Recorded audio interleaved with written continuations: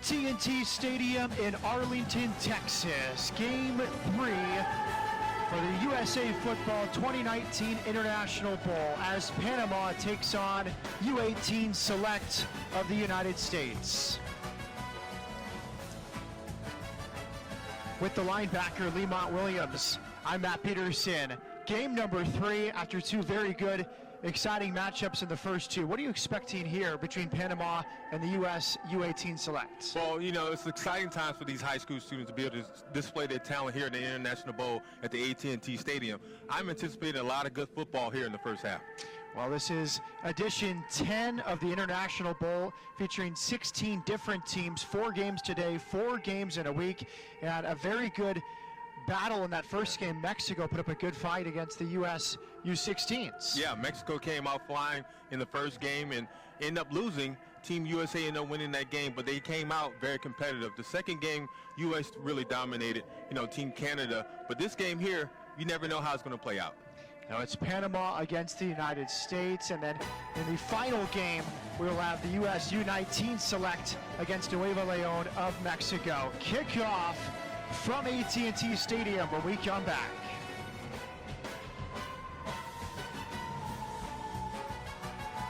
Saturday night.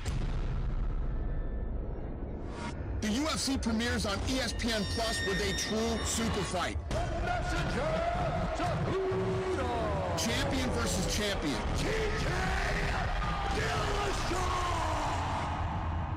UFC bantamweight title holder TJ Dillashaw moves to flyweight to face king of the 125-pound division, Henry Cejudo. Saturday night is UFC Fight Night, live on ESPN Plus at 10 Eastern. Cejudo, Dillashaw, Saturday night at 10 on ESPN Plus.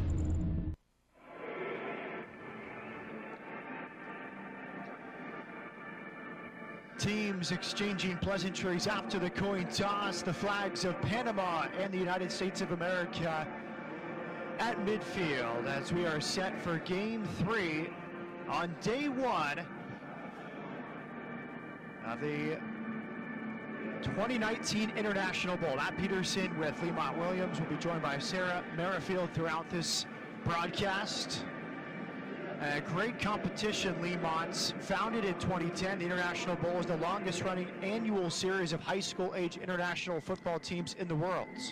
Yeah, and I really like the fact that it gives a chance to broaden the game out, have an opportunity for international play. Panama's here in the state of Texas, in Arlington, Texas, have an opportunity for these young men to be able to explore and get a chance to expose themselves to not just the state of Texas, but opportunities to play at the next level, if they get a chance to play at the college level. For a lot of these players, first time ever at AT&T Stadium, one of the most famous venues in the world, especially for American football. For these Panamanians, an opportunity to go up against some players more well-versed in the sport and compete.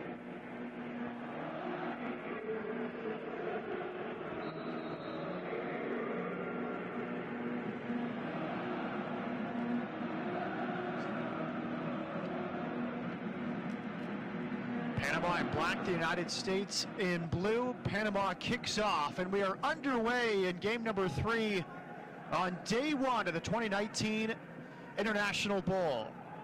Cale Anderson with the return out near midfield, and that's where the U.S. U-18s will begin. Let's go down to Sarah Merrifield on the sidelines. There's something to be said about USA Football hosting this event at AT&T Stadium here in Arlington. The phrase, everything's bigger, really does live up to its name here at Jerry World. But nearly 200 kids arrived here in Arlington on January 7th from 49 different states in the country. Now, there are 6 players on the U-18 roster who do hail from Texas. And for all of them, of course, it's a big pride thing to be able to represent their country. But for those 6 players, it's even more impressive to represent their country and their state in the same game. Guys? Thank you very much, Sarah. We'll hear from you more throughout this game.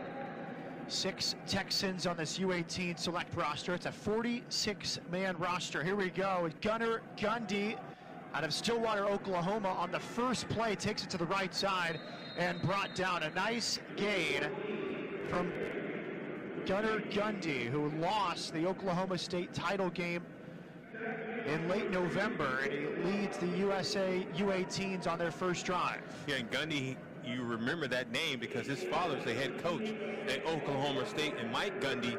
Gundy has a lot of experience and knowledge of this game called football. I anticipate him to lead this Team USA team down the field in this opening drive. Jashawn Foster is the running back, and he takes the handoff and gets past the 40-yard line.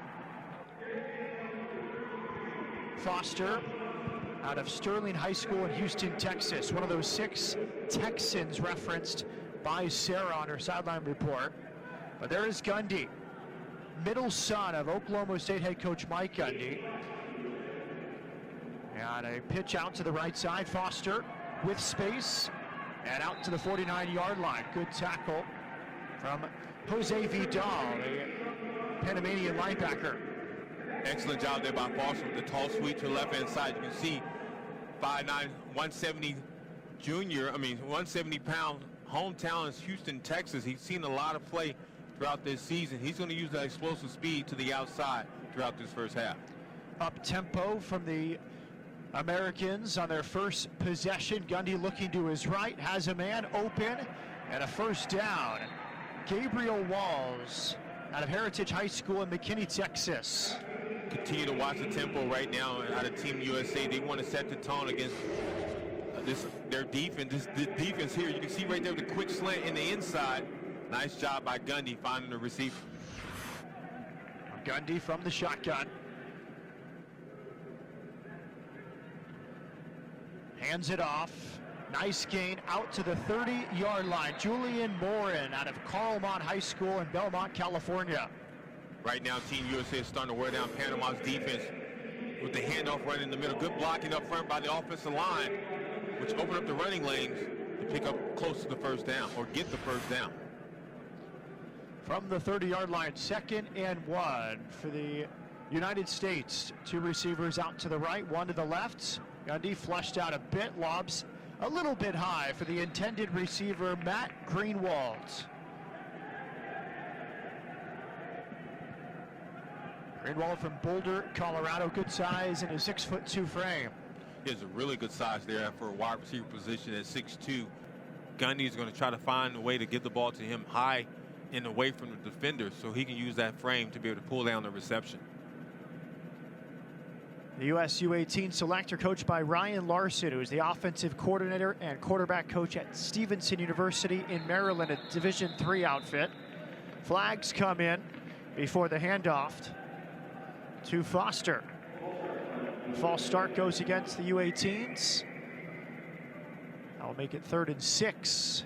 Just underway in the first quarter. First possession and a steady drive downfield from the Americans.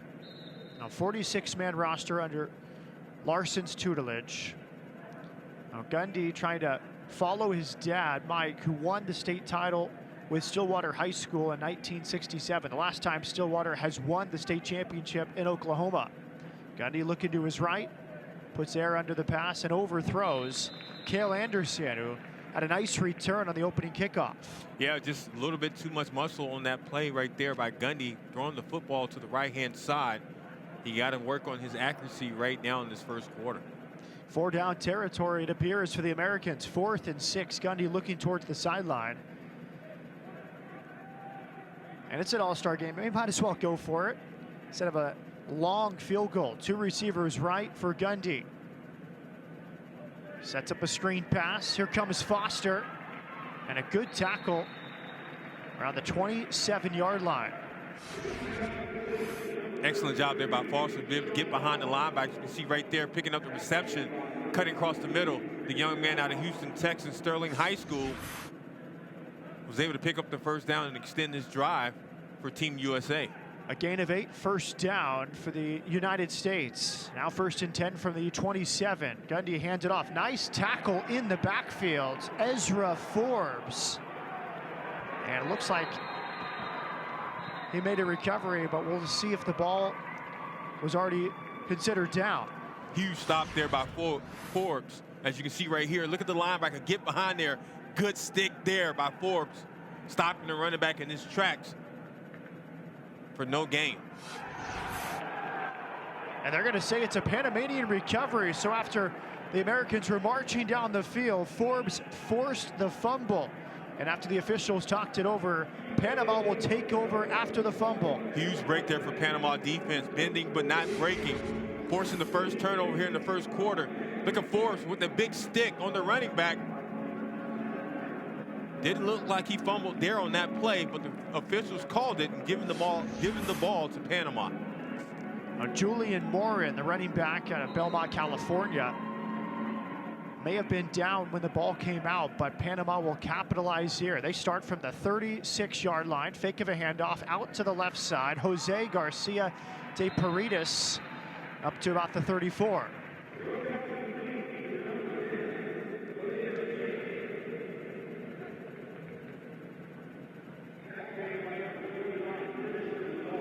Now Panama, a sleeping giant in some ways in terms of the sporting world. We know what they've done in baseball, with many very good baseball players in Major League Baseball, a growing soccer country, and now a football team competing in the International Bowl. Handed off, Rafael Borges, the 5'10" running back, sets up a third down for Panama. Yeah, Panama's trying to match the energy they're getting from Team USA right now in this first quarter, spreading out their defense and trying to find a way to have a balanced attack, running the football as well as passing. Adrian Rowe is the quarterback, 6 foot tall, 2 receivers out to the left. He hands it off. Nice blocking here for Panama, up past the 45, over midfield and out of bounds. Rafael Borges, a big gain, delivers a first down for Panama. Nice run there by Borges. You can see the running back, the 5'10", 185 running back. Watch the speed. Great blocking in front of him. Borges get around the secondary. Really good run there by Panama.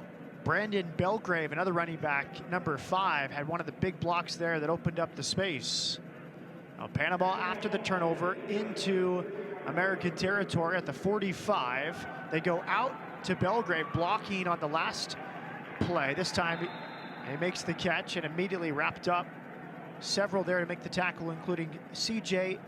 Niedzilski. Good closing speed in by the Team USA team defense. Watch this here in this replay. You can see the defense kind of come in. 68 reads direct Belgrave as the defense kind of pursues him down and knocks him to the ground. Matthew Kane, a linebacker, also in on the tackle. 2nd and 9 for Panama. Rowe flips it out to the left side. And nice close and tackle from Jaden Natoa out of Edmonds, Washington. Natoa at 6'1", 270. Big guy there. You can see his athleticism, be able to run down that play and make the tackle. A third down coming for Panama. They will take their time.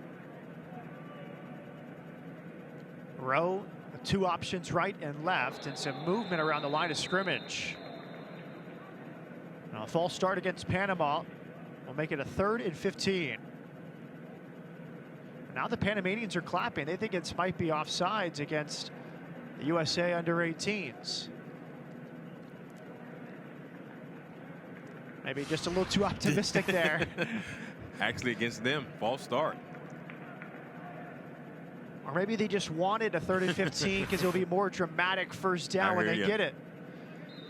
The USA had a very impressive drive going, but a fumble forced by Ezra Forbes, and Panama has taken over. First series of this game. Fake of a handoff out to the right side. Again, it's Belgrave. He's immediately wrapped up.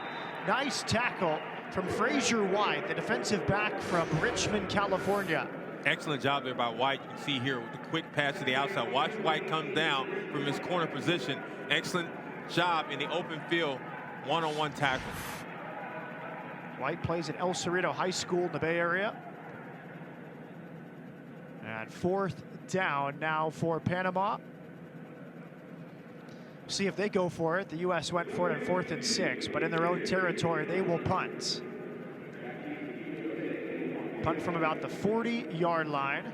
Caught with space to run by Anderson. And he's tackled from behind around the 27. 7-yard return. After the fumble, the Americans will take over their second series when we come back to AT&T Stadium.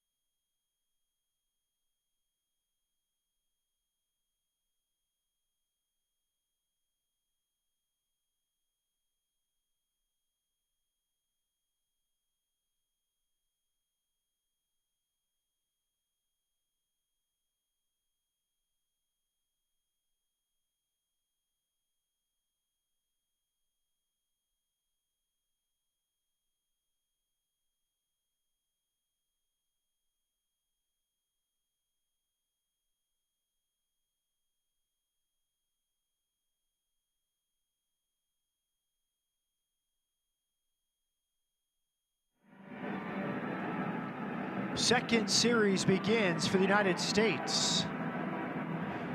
Gunnar Gundy will give way here for another quarterback. And on first down, it's Mitchell Mahler with an open receiver, but dropped by Julian Morin. Morin getting a lot of opportunity here in the first quarter. So Mahler takes over for Gundy after a first drive. Yeah, Mahler's a 6'2", 215 quarterback out of Wisconsin. You know, he's a bigger style quarterback than we saw in Gundy. We want to see how he be able to lead this offense from the shotgun formation. They get it out to the outside. Mahler dragged down. Another celebratory moment for Ezra Forbes, who forced the tackle and forced the fumble on the last series.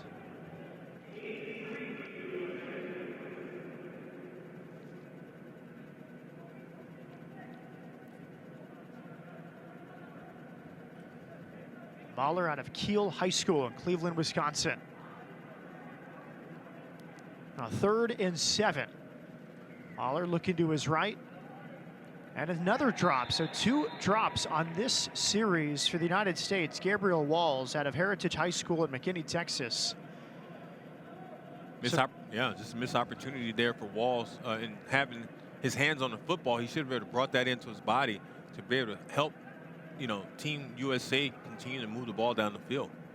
So after the fumble, 2 drops on 2 throws on the second series, and now the Americans will punt for the first time. It's Brandon Belgrave, who seems to be a do-everything player for Panama, back to return. Andrew Lenzin will kick. He's from House Springs, Missouri. A low snap, but no pressure as he punts it away.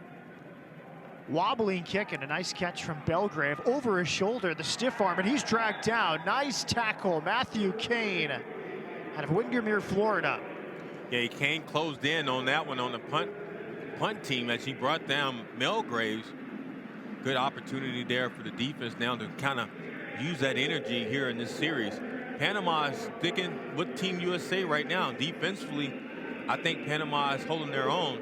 Let's see how their offense step up too, because Team USA hasn't really figured out how they want to attack Panama on both sides of the field.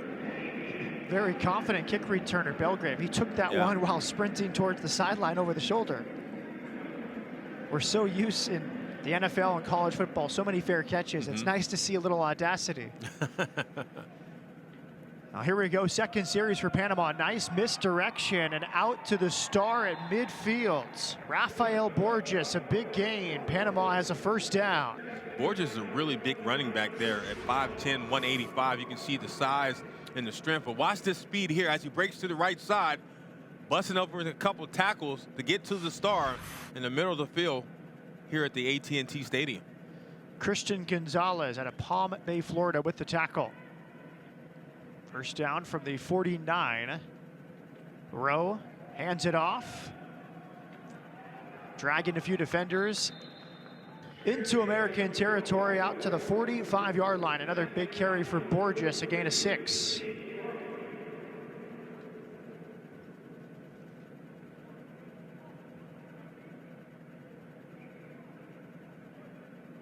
Panama Sharks, several youth clubs, so it's not just this team at the under-18 division. There's younger divisions as well.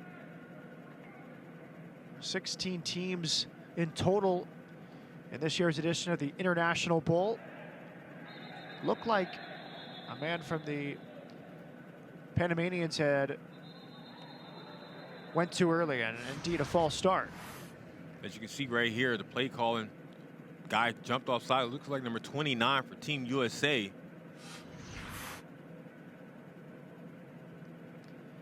But it might be against Panama. Now, Rowe does not like what he's hearing from the officials here today. Now, Panama, a lot of American influences, and they will call offsides. So predominantly a Spanish-speaking country, but with the Panama Canal being built and American armed forces down there at various times over the last century, many of these Panamanians can speak English, and they know enough to tell the difference between offsides and false start. It's one of the main reasons why Panama is such a good baseball country, is as that canal was being built, allowed the local Panamanians to learn the sport. They go out to the right side, nice cut inside, and he earned that big gain, a big tackle from behind by Niedzielski after another impressive run after the catch from Ricardo Achura. Achura, look at Achura right here in this open space, makes a move. Good blocking right there by the receiver. Good hard tackle at the end, but Achura did a really good job by getting the football and go north real quickly, be able to pick up the first down for Team Panama. Oh, Panama impressing like Mexico did in the morning game earlier, a 9:30 start. They scored inside 20 seconds into the first quarter. The Americans came back to win. As we see Borges, nice gain up the middle, sets up 2nd and 4. 2nd and 4, huge down right now for Team Panama. Can they continue to attack Team USA defense here in this first quarter? Their running game is starting to pick up here some momentum late in this first quarter. Now a spread offense throughout this first quarter for Panama. 3 receivers out to the left, 1 to the right, 1 in the backfield behind Rowe. And another flag comes in, might be a free play for Panama. They go to the end zone, it's dropped. Good coverage. Alamon had an opportunity to haul it in, but Evan McClellan with good coverage, and it was indeed a free play offsides. That hard count is really drawing the Americans into the neutral zone. Yeah, Rowe is doing a really good job by drawing off the defense. You can see it right there, the anticipation of the blitz. Nice job there for a free opportunity for Panama.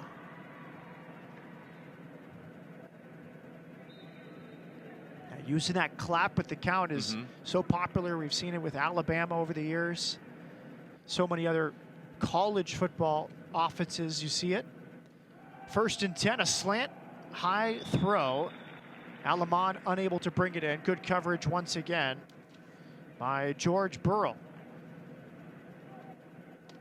Now Burrell from Friendswood, Texas. Another Texan, as we heard in the opening minutes. 2nd and 10 now for Panama.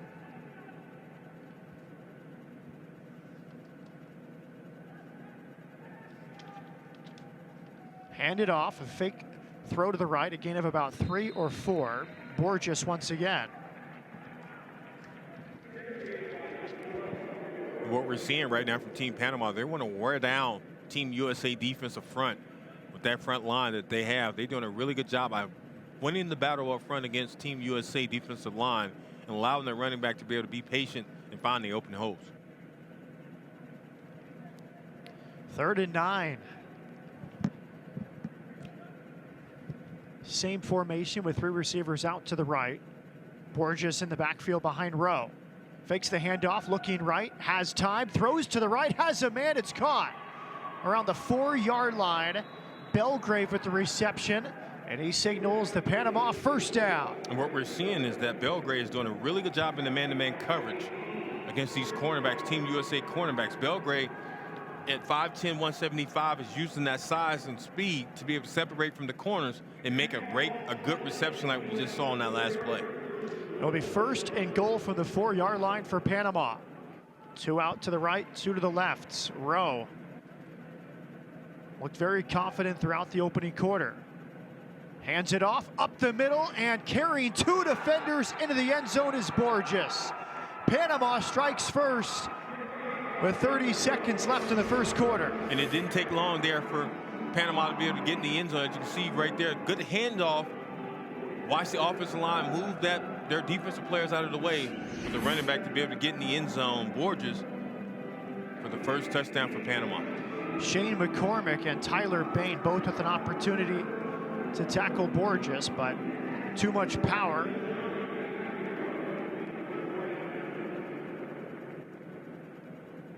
Now Panama will go for the point after touchdown, and it's Rowe, the quarterback, doubling as the place kicker, and it's through the upright. So a handoff for a touchdown, and the PAT for Rowe, the quarterback. Less than a minute left in the first quarter. Panama leading the United States U-18 select team.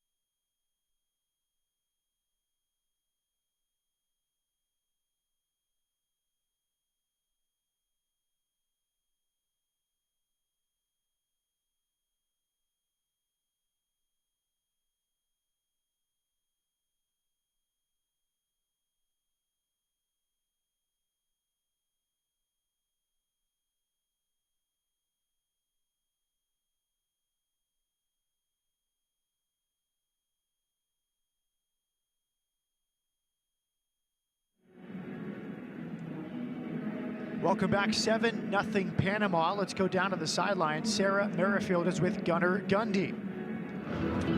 Ready? No, not yet. Oh, after kick, okay. I beg your pardon, I jumped the gun there. As we are set for the kickoff.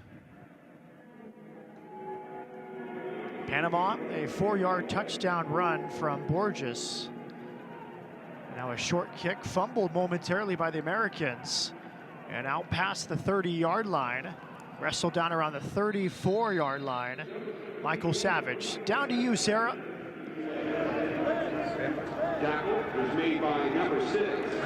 All right, down to Sarah Merrifield on the sideline. I'm here now with Gunnar Gundy, son of Mike Gundy of Oklahoma State. We've heard he might be in the stands. The rules are a little reversed this time around. You've been here before watching him coach in bowl games. What's it like to be on the field this time? It's amazing here, you know. Huge stadium, just in Gerald, you know. Huge stadium, huge TV up there, Jumbotron. When you walk on the field, like, you're in awe, you know, like you just want to look up and look around. But it's really fun being here. Playing here now is even better. So it's just a whole lot of fun for me, coaches and family in the stands. And you mentioned to me that this is your first time with this team, USA Football. What were your expectations coming in, and what have you learned from this experience? I mean, I expected like a lot coming into this, you know. USA Football, big thing, you know. Kids from all states of America, like all around the country. So that's really cool to get here, meet new kids, new people from different parts of the country. But for me, it's been really fun. Learned a lot. Like I said, new kids, new teammates, new styles of play. So just for that, it's just like a whole lot of fun for me. Awesome. Well, thank you so much for your time, and good luck with the rest of the game. All right, thank you. Guys, we'll send it back up to you. Thank you very much, Sarah. Nice to hear from these players in game. And Lemont, as that play happened, we saw a bit of a trick play. New quarterback in for the Americans, Dylan Label. He threw it out to Matt Greenwald, the wide receiver. And a throw downfield, nearly intercepted. This time they pitch it out to the left. It's Foster once again. And he's wrestled down by a couple Panamanians, including Forbes, who's had a very impressive first half. Yeah, Forbes is running around making some really good plays for Team Panama defense. As you can see, Foster right there, good closing speed by number 52 as well as number 91, bringing down 31, bringing down the running back. David Henriquez helping out Forbes. As we look back at the touchdown run, Rafael Borges from 4 yards out, giving Panama a 7-0 lead. Now 3 quarterbacks on this USA U-18 select team. Gundy had the first series, Mahler had the second. Now it's Dylan Label out of Wakeland High School in Frisco, Texas, on for the 3rd series.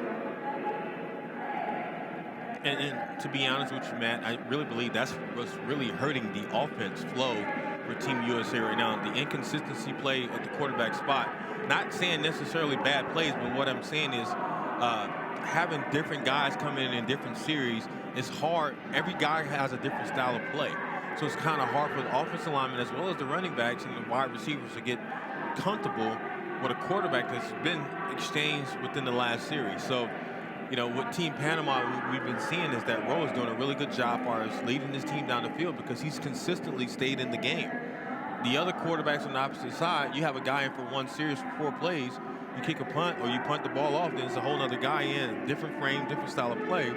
And it's just hard for Team USA to kind of continue to have some sustained drives throughout this first quarter. Well, if you're tuning in for the first time today, this is game number 3. We're at AT&T Stadium in Arlington, Texas. Matt Peterson with Lemont Williams as we get set for the second quarter. The International Bowl, established in 2010, is the longest-running annual series of high school-age international teams.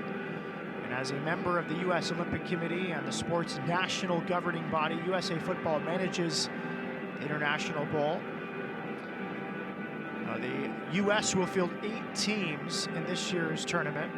16 teams in total, spanning 5 countries across 4 age divisions and 2 game days. So today and a week from today, next Friday, Lemont and I will be back next Friday for a series of games. One more game today, around 8 p.m. Central Time. The U.S. Under-19 select team will take on Nuevo Leon of Mexico.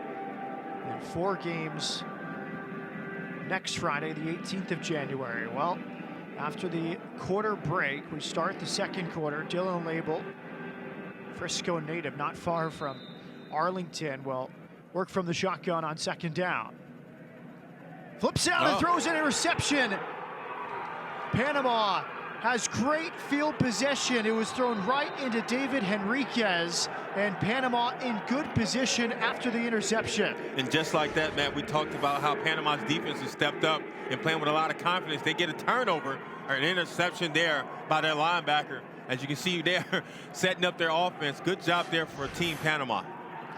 There's a few stars on this team. David Henriquez is among them. You referenced his closing speed on a prior play. That time he was penetrating, got into a great spot to snuff out the screen pass. And Panama, an opportunity to go up by 2 scores. Rowe back out there from the shotgun. 3 to the left, 1 to the right. And it's Borges in the backfield. From the 7-yard line on first down, it's handed off to Borges. Borges gets up to about the 5 before he's met by a few Americans. Good stop there for the defense. Team USA, right now they're back against the wall with that turnover. Can they step up and make some huge stops here and not let this game slip away from them in the second quarter. Borges, 4-yard touchdown run. And gave Panama the early 7-0 lead. He might be shaken up a little. Instead, he'll go out as a receiver in the slot on the left side. Now 5 receivers, empty backfields for Adrian Rowe. Second and goal from the 5. Rowe flushed out, rolls to his right, to the back of the end zone, an open man, touchdown Panama! Jose Garcia de Paredes. And just like that, Team Panama able to get another touchdown here in the first half. Good job there by the quarterback to be able to extend the play with his legs, allowing the receiver to get open in the back end zone for the touchdown.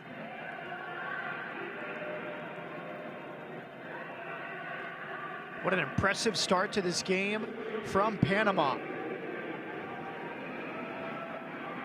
They have just done exactly what they want on offense against this U.S. U-18 select team. Rowe for his second PAT, and it's through the uprights. Panama up 14-0, led by Adrian Rowe. Not afraid of some pressure. Great poise to find Paredes in the back of the end zone. Great start for Panama.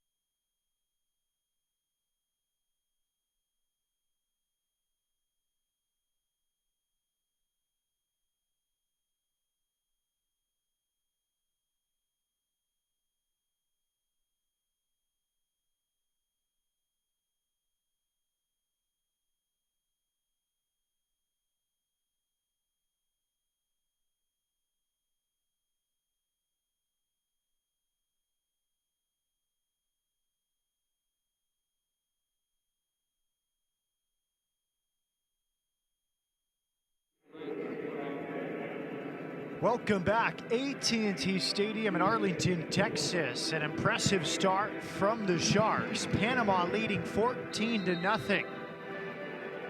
Yeah, Team Panama is really doing their thing offensively. I really like how they have a balanced attack, running the football as well as throwing the football in the back of the end zone for that touchdown. Rowe extended the plays with his legs, finding the open receiver, and getting another touchdown against Team USA defense.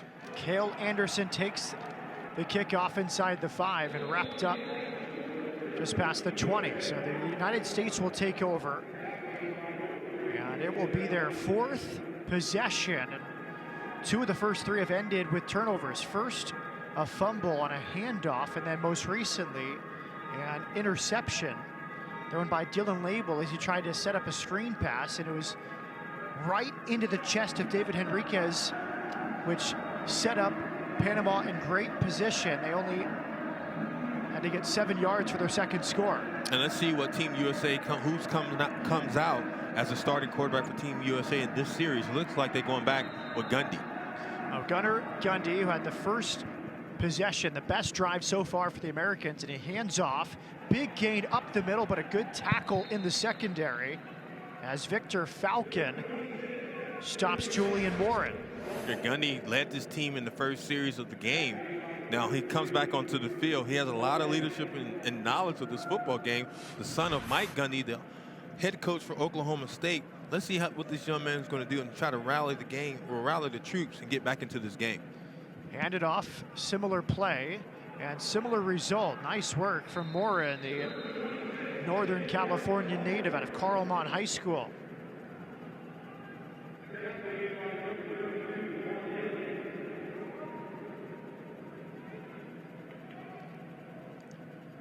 Gundy lost to Bixby High School in the Class 6A Division II title game at the end of November. 3 straight big runs right up the middle from Julian Morin. And some mojo back for the USA. Yeah, Team USA is going to the running game to try to find a way to get back into this game, leading by their running back right there. A good hard run to pick up the first down. Falcon and Vidal combining on the tackle.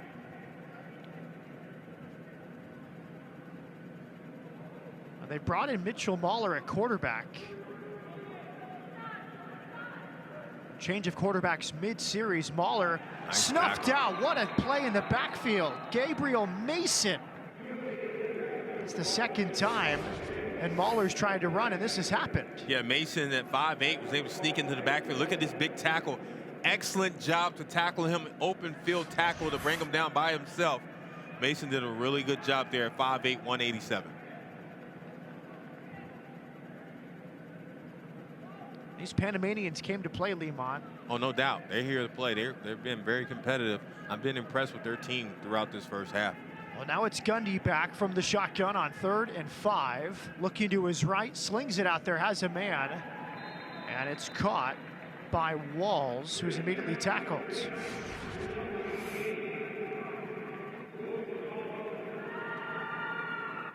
Gabriel Walls with the reception. Victor Putaturo with the tackle, first down for the United States, just past midfield.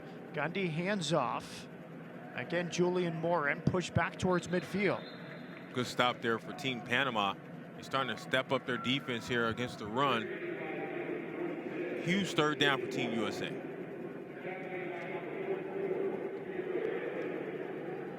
Gundy looking towards the sideline. Ryan Larson, the head coach of the U-18 select, and some movement around the neutral zone. Panama says it's a false start.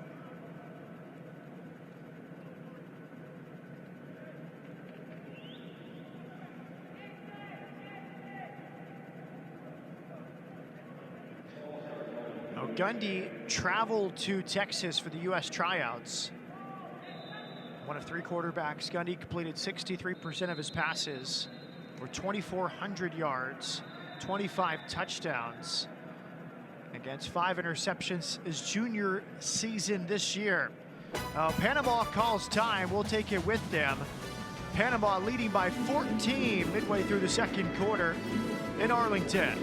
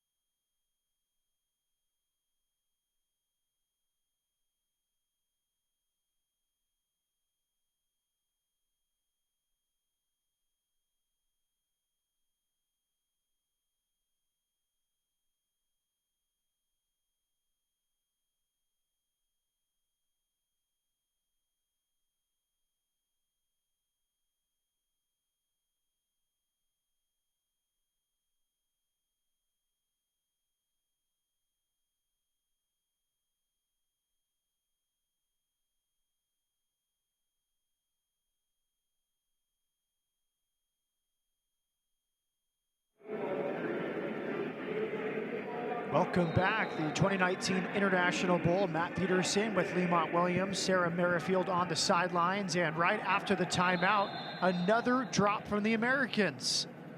Gabriel Walls, and his face says it all. That's the 4th drop here in the first half from Team USA. Yeah, just too many drops right now in the first half as far as passing the football to their receivers. It just seems like they're not connecting, and the chemistry is not there from Gundy or whoever's playing quarterback to their receivers. Missed opportunities. That's why they're down 14-0. Yeah, Mahler had the second series, and he was unfortunate. He threw 2 balls. Both should have been caught. Both were dropped on his only series to start. Now it's Gundy downfield, nearly intercepted as a flag comes in late. We'll see what the call is, but could have been picked off by Victor Falcon. Might go against Team Panama with that pass interference.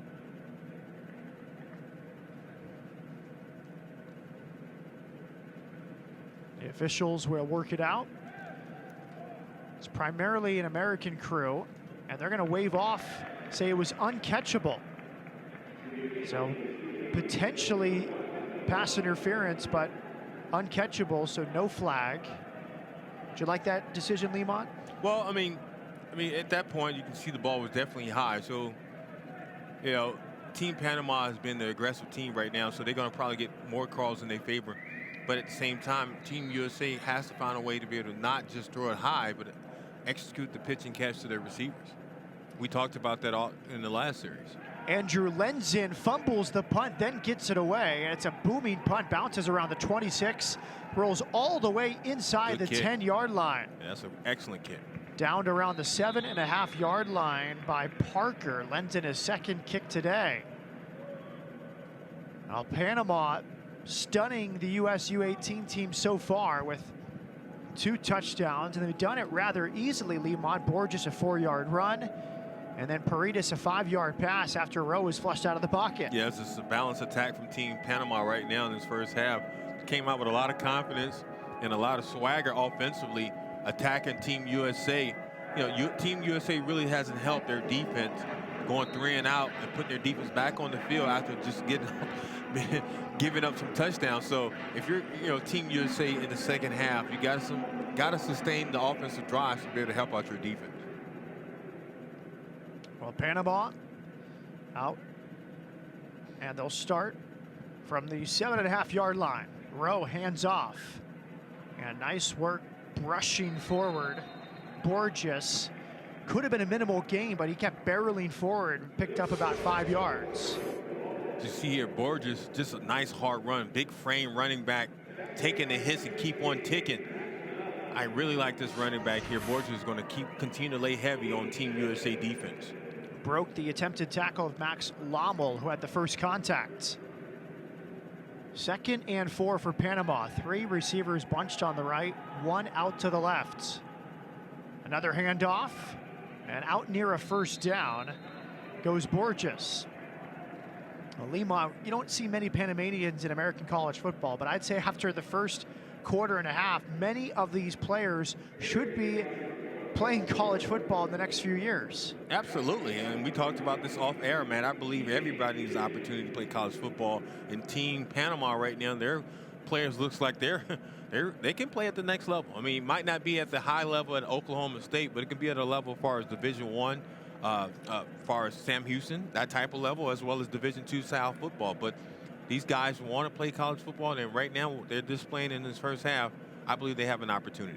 Fake of Borges. Rowe keeps it himself, picks up about 3. First time we've seen that with Rowe keeping it after a fake handoff. Not a bad play call, Lemont, with Borges chewing up yardage and really drawing a lot of attention. Well, what they're doing is the 1-2 punch. Borges is really laying heavy on the defense. He's controlling the clock as far as running the football. Then when Rowe wants to extend the plays with his legs, he rolls out and finds the open receiver. So that 1-2 combination right now, Team USA has not found a solution for that problem. This is Panama's favorite personnel grouping. 3 right, 1 left, 1 in the backfield with Rowe. And it fakes the handoff over the middle, and another big catch.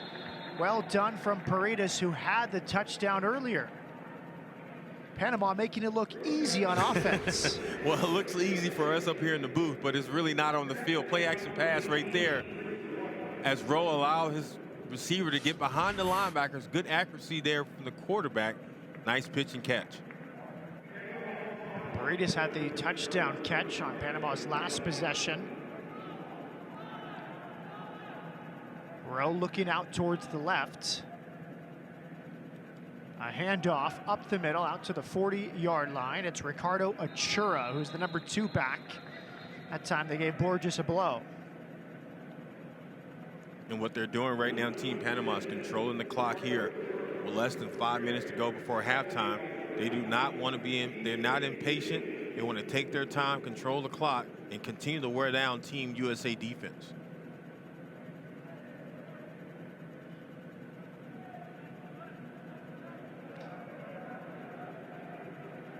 Same personnel grouping from Panama.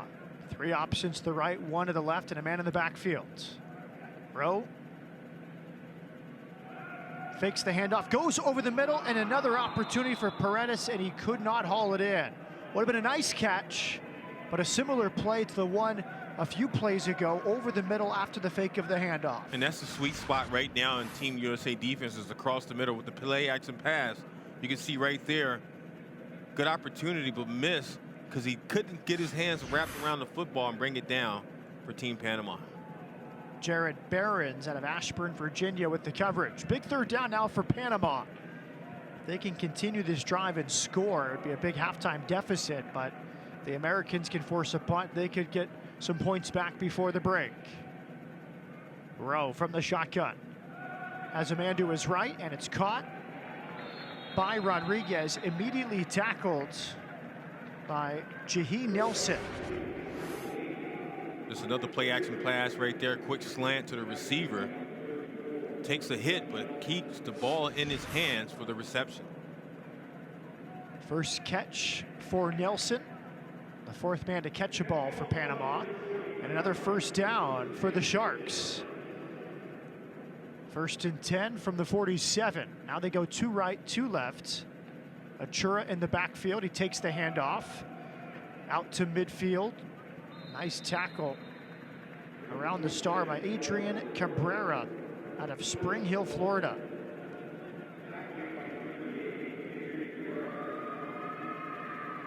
One of the first times today we've seen a Panamanian player push back by a USA defender. Yeah, I mean, for the most part, up front, Team Panama offensive line has been winning the battle in the trenches, in my opinion, Matt. Just continue to wear down Team USA defensive front. You got to give credit. You got to give credit to their running back as well. A timeout. Panama up 14 and on the move once again in the International Bowl.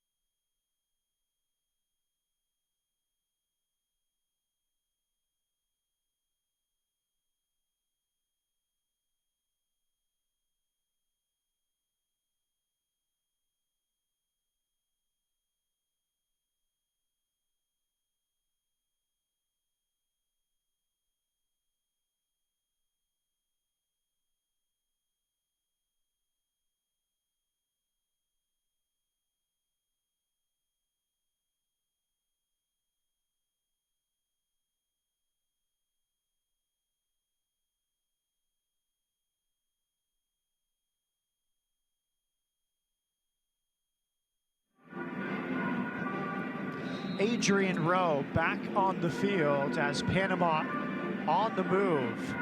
It's been a very impressive first half for the Panamanians. On the verge Of a big halftime lead, and smart awareness from Rowe. First time he's really been pressured. That time 2 came in from Team USA and he got rid of it. Yeah, I like the play call defensively for Team USA, bringing the outside package blitz, kind of keep Rowe contained. Rowe was smart enough to get the ball in his hands quick and fast because that pressure was coming on him. Just the second incompletion for Rowe today. It was 8 for 10 for 51 yards and a touchdown. 3rd and 8 from midfield. Another blitz, and he threw it right into a contested receiver. Nice coverage from Team USA. That was Brandon Belgrave, wrapped up by 3. Yeah, good job there again for the defensive coordinator for Team USA. Watch the blitz come from the top. Linebackers as well as the defensive line was there right there to meet the receiver for the pass. Tyler Bain out of Northeast High School in Northeast Maryland with the tackle. Cale Anderson back to return this punt. Try to give Team USA good field position as they try to get on the scoreboard. Surprising they have a 0 in their column. That first American possession was impressive. It's a bit of a muff punt, but it's out of bounds at the 35, so maybe just by design they wanted to kick away from Anderson. Now that fumble really changed this game, Lemont. It was the United States on the move into Panamanian territory, but fumble was forced by Ezra Forbes, and it's been all Panama since. Yeah, it's just been defensively. They set the tone here against Team USA in the AT&T Stadium, and from there, their offense built off that momentum. Team USA seems like, to me, if they keep gunning in this game, they'll find a way to get back in this game and be competitive in the second half. They gotta find a way to be able to stress out this defense and throw the ball down the field. Now Ezra Forbes with the forced fumble, and then later on David Henriquez with the interception. He ran it back to the 7-yard line. Another quarterback, it's Mitchell Mahler back in there. He throws it out to the right side, nearly intercepted again. He jumped the route. That was Victor Pudatero. Nearly the second interception from Panama in this first half. Yeah, Pudatero, you can see at 5'5", the speed to be able to close in. He jumped that route. Almost had another interception for Team Panama.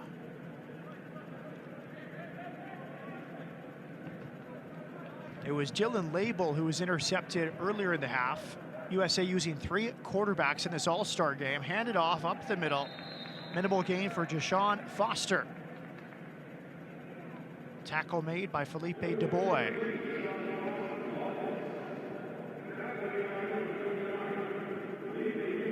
Big third down for the U.S. with just over 2 minutes left in the first half. Surprisingly, that Team USA is really taking their time offensively. I mean, you would think they would turn it up as far as tempo-wise, at least get some points before halftime. Mahler over the middle, right through the hands of Anderson. Another drop for the United States. And just you continue to see the chemistry is off between quarterback and receiver. Mahler tried to go with a quick pass across the middle to his receiver. Just a little bit too much muscle on that pass, forcing now another punt and 3 and out for Team USA. Andrew Lenzen back on the field. His last punt was very impressive. Panama hoping for another opportunity to add to its 14-0 lead.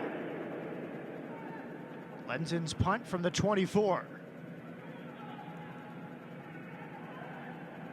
Belgrave will try to reverse field. Risky proposition here, and he's hauled down. One-arm tackle, nicely done. But a flag comes in, maybe for a horse collar there. Leroy Smith, make that Frazier White, brought him down. Might go against Team USA again. Good call there, Matt. Might be a horse collar foul or penalty against Team USA.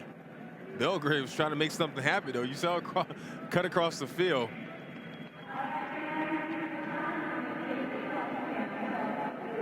Indeed, a horse collar called against White. Oh, Belgrave acting like they're not up by 14, but down by 14. Yeah, you can definitely see a horse collar there by number 18 pulling down Belgrave. You have to love the confidence of Panama No conservative play whatsoever in this first half, and they're rewarded with a 14-point lead. And what do they really have to lose? It's an all-star game. There's scouts here watching, an opportunity to impress future college coaches. Empty backfield now, 3 left, 2 to the right for Adrian Rowe. More pressure against Rowe. Flushed out, moving to his right, throws it downfield, caught! A foot down for Belgrave. Belgrave is one of the top tier receivers for Team Panama. You can definitely tell that his play has been outstanding here in this first half. Good job there by Rowe, better survey the secondary, but roll out to the right-hand side and find Belgrave. Watch this here, concentration and dragging of that 1 foot to be able to get the reception. Luke Horn out of Vista Ridge High School in Cedar Park, Texas, not far from Arlington, had the pressure, but we've seen Adrian Rowe able to escape the pressure, roll to his right. Another impressive play. Now from the 39-yard line, first down for Panama, 1:24 left in the first half. Play clock at 0. They let them play. He throws it towards the sideline, nearly intercepted. That was one of the first poor decisions today by Rowe, as nearly caught by Seth Miller.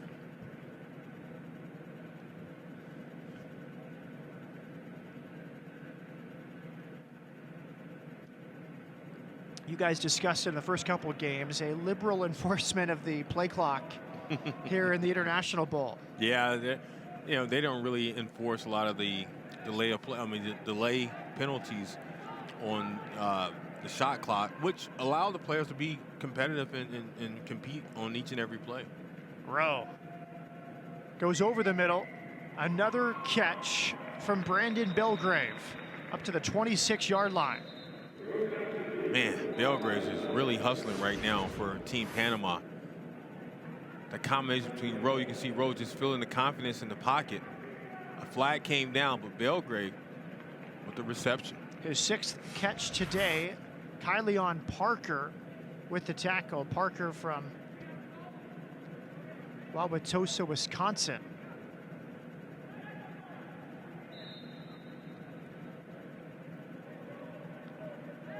Not sure what the flag was for. It was against Panama. They're backed up to around the 50-yard line. Empty backfield, 5 wide receivers. Rowe scrambling, flips it out. Catch is made. And a nice pickup of about 12 yards for Jose Garcia de Paredes. Good job there for the receiver to be able to take advantage of that coverage and get the reception. Uphill battle again for Team Panama. Less than 1 minute to go here before halftime. 4th catch of the first half for Paredes, who earlier caught a touchdown. And now a timeout has been called. You can see 3 timeouts for each side. Panama with 1 remaining, United States with 2. What has stood out to you so far from this first half, Lemont? Man, I've been impressed, Matt, with Team Panama. Just their defensive style. First of all, as a former defensive player, I like how their linebackers are flying around making plays and producing turnovers. But their offense, it seemed like they're well prepared. In the first half, it just felt like that offensive balance between the quarterback and Rowe, and as well as the running back, and having him to be able to balance out that offensive attack really helped this offense in the first half as far as passing the football. You can see Panama winning the time of possession battle over 13 minutes with possession for the Sharks. 3rd and 8 after the timeout. Under a minute left in the first half. Rowe surveying, goes over the middle, and an overthrow. Belgrave was the intended target, and we'll see if Panama goes for it on 4th down. Be surprised if they go for it on 4th down. At this point with 14 points here and leading this pretty much throughout this first half, let's be conservative, kick the punt, and try to regroup at halftime. You can tell Rowe wants to go for it. I love the reaction from him. And another thing I've enjoyed watching these games today, Lemont, has been the interaction between the players with one another, kind of strategizing on the field before plays, and also the dialogue between players and coaches. Absolutely. You can definitely tell this week has helped out as far as with that chemistry, having the chance to practice with each other and learn the nuances of what you need to do to be successful throughout this game. David Henriquez with the punt. Very impressive punt, drops it around the 3-yard line. Excellent Earlier punt. the interception, and now a punt pins the Americans deep inside the 5. Yeah, special teams has been huge for Team Panama throughout this first half. That's actually their second good punt here in this first half. A defensive player making a punt like that, that's impressive. This guy here has an interception. You know, he kicked the punt. You just saw that on that last play, and he's been flying around and making good plays, so he's an all-around good player to me. Panama may lack the depth that the Americans have, but their top-end talent is right there. We've seen Adrian Rowe dominate at quarterback. He's also been 2 for 2 on point after touchdowns. And several of these players playing multiple positions, special teams, and offense or defense.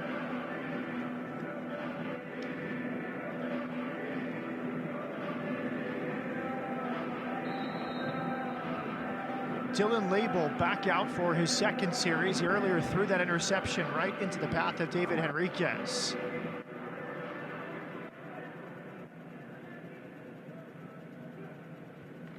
From his own end zone. Pressured. Gotta get rid of it. At the very back of the end zone, throws it to the right sideline. And just shy of his intended target, Matt Greenwald. You cannot hold the ball too long in that end zone with that pressure coming from Team Panama. If you're Team USA, you can't give up any more points before halftime.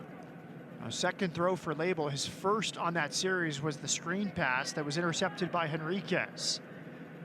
14-0 Panama, 36 seconds left in the first half. Label from the shotgun. That time he will hand off.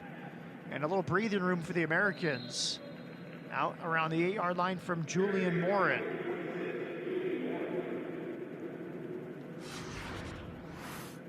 Just a simple handoff right here from Team USA. Just trying to find some breathing room offensively, even though they're still down 14-0. 7th carry so far for Morin, averaging almost 5 yards per carry. And they will let the clock roll down to halftime. What a first half from Panama. They come to Arlington at Jerry's World, and they lead the U.S. U-18 select team 14-0. Adrian Rowe, the quarterback, ushering his team up and down the field. An impressive display. Teams will regroup at halftime, and we'll see the response from the American U-18 select team. So the Americans will make some adjustments as they try to find more chemistry with their 3-quarterback setup. And we will take a break and have more at halftime. A surprising scoreline, but fully deserved. It's Panama 14. The United States U-18 select nothing at halftime in the International Bowl.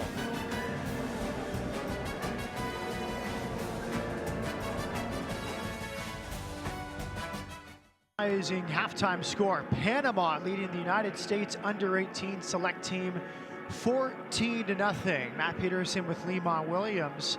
And these teams met in a scrimmage on Wednesday. Panama beat the U-18. So in some ways, a team with confidence as we look at the first half highlights. Yeah, you can definitely tell Team Panama came with a lot of confidence after that scrimmage and beating Team USA earlier this week. Look at the stuff right there in the backfield. That was throughout the first half, a lot of stuffing the run and forcing 3 and outs against Team USA. But watch this by their running back with the explosiveness to the outside. Rafael Borges with the big carry. And with the spread offense, just gashing the U.S. U-18 team with big play after big play. That was Achura, and then up the middle, big Rafael Borges made it 7-0. Yeah, Borges was too much for Team USA to handle throughout the first half. You can definitely see his production. This interception was huge as well for their defense. Team Panama just killing the confidence of Team USA throughout the first half. And you can see right here, watch Rowe be able to roll out to the right-hand side, extending the play, finding a receiver in the back of the end zone for their second touchdown. It was David Henriquez with the interception, Jose Garcia, Dave Paredes with the catch in the back of the end zone. The U.S. got things back. Their featured running back was Julian Morin, but some big linebacker play. Nice tackle there from Gabriel Mason. And Panama got the ball back. And the Americans finally made some adjustments. That final possession or two, that final series or two, they slowed Panama down somewhat. Yeah, you can definitely see right there, Panama rose running out to the right-hand side. Excellent catch by Belgrade during the first half. There's the stats from the first half. 153 total yards for Panama. Pretty even distribution. And 10 first down for the Sharks. Yeah, only 10 first downs. I mean, I thought they had more than that. But look at the balanced attack. 153 yards compared to USA 83.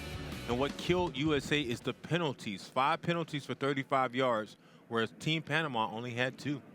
Only 27 passing yards for the Americans. What adjustments will be made by both teams? We'll find out. The second half from AT&T Stadium when we come back.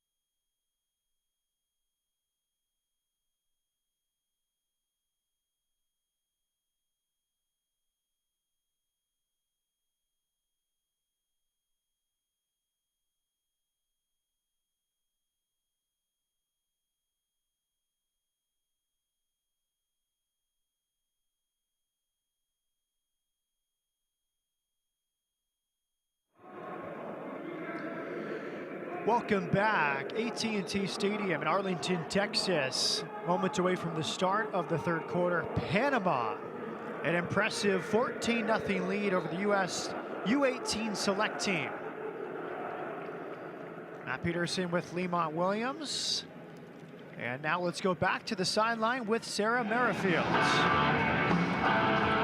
Well, I just talked to head coach Ryan Larson of this U-18 USA football team, and I asked him a little bit about the adversity they faced in the first half, because there's no doubt that they did face some adversity. This has been a whirlwind week for some of these kids and the coaches, and a little bit of the bright lights, big stadium might have caught them off guard, but what he said was, we're just playing kind of flat, and I think the kids need to get re-energized and excited about playing a game that they love to play and not focusing so much about the nitty-gritty details. The energy and the excitement is what makes this event amazing, and even from a coaching standpoint, because Coach Larson does have experience coaching at the college level, this is the real deal. Gaining experience from this is so valuable and incredible for not only the players, but the coaches as well, and hopefully he likes to see that in the second half. Guys? Good stuff, Sarah. Thank you very much. As the kickoff is fielded by Panama, and they get out to about the 26-yard line. Luis Alemán with the return. As a former player, were there games where you focus too much on the nitty-gritty and not just go out and play the game you love? Well, you can be overhyped. You can be excited about being in the moment. You have to understand, being here at the AT&T Stadium, these young men is playing on a national football team field. This is a football arena, a National Football League arena. Dallas Cowboys, jumbotron above your head. Sometimes that can take the sail out of your, out of trying to come out and get going. This second half, I want to see if they've settled down and ready to play football. Rowe hands it off. Big gain again for Rafael Borges. Borges, 11 carries, 61 yards in the first half, over 5 yards per carry, and picks up where he left off here in the third quarter. Yeah, Borges is a little bit too much to handle in the first half. If you're Team USA defense, you got to find a way to slow him down and force Rowe, the quarterback, to be your guy or be the go-to guy in the second half. 2nd and 6 from the 30. Fake of a handoff. He likes to roll to his right and has a man. Another catch. Brandon Belgrave out to about the 44. And that's what you're seeing when you see Rowe roll out to the right-hand side. He's finding Belgrave. We saw that awesome catch in the first half where Belgrave was able to get his foot down for the reception. And watch this. Squeeze the ball between two defenders for the reception and the first down. Belgrave, his 6th catch. He's over 40 yards. Rowe now 11 of 15 for over 80 yards, plus a touchdown. He has not been sacked. I like this setup. 3 receivers right, 1 to the left, 1 in the backfield. Rowe fakes the handoff and a slant out to the 48-yard line. Immediately tackled is Alamon. Try to catch Team USA defense off guard there on the backhand side. If you're Rowe, you can see Rowe right here with the play action pass, goes quickly to his receiver on the left-hand side. Excellent job there by the cornerback to stay home and bring him down for the tackle.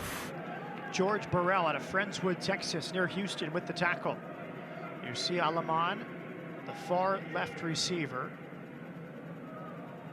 Panama on the move here in the third quarter.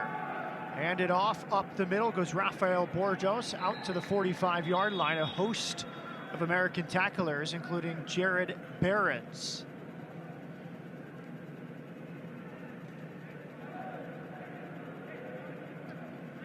We mentioned it briefly at halftime, Lemont. These teams played a scrimmage Wednesday night. Panama won. While it's their first time in the International Bowl, they have been in the United States to play American teams before, including their head coach, Mr. Franco. At the quarterback row has been playing the sport since the age of 8. He's been here several times before. Fake of a handoff, flushed out, moving to his left, flips it over the top, nearly hauled in by Luis Alamon. What a catch that would have been. You can see Luis is like, just a little bit more. I had a step on him. We could have got that reception and possibly a touchdown.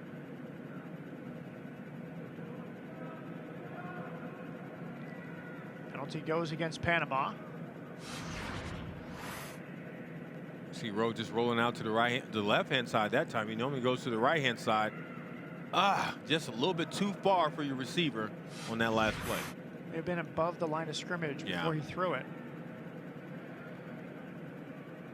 Now, a country of just 4 million citizens, but a long history of football.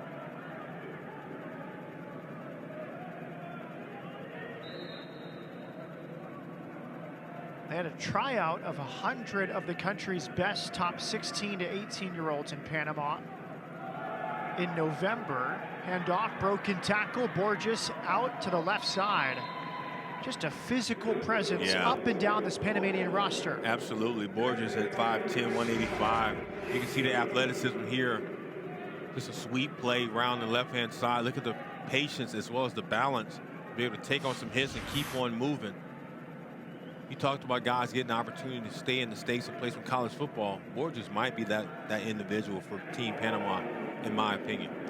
Jaden Natoa hustled back to make the tackle. 1st and 10 from the 35-yard line. Here come the blitz.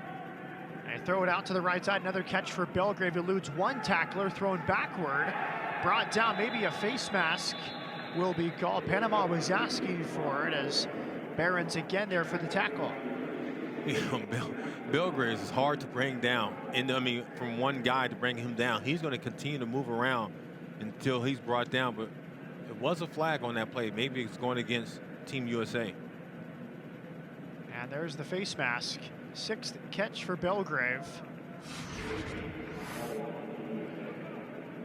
You definitely see it right there.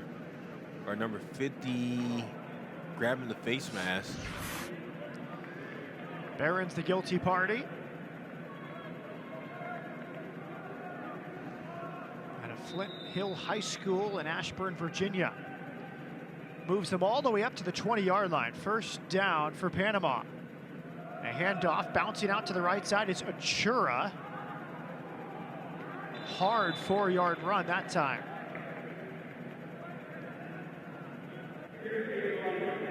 Achura, his third carry today, has been the complement to Borges, who's got the majority of the carries. Yeah, Achura is more the lightning of the offensive style of play for Team Panama, whereas Borges is more of the thunder at 5'8", 185. Then you bring in a 5'5" running back. He's more a little quicker to get away from the defenders. 2nd and 6. It's Adrian Rowe from the shotgun. First looking left. Rolls to his right.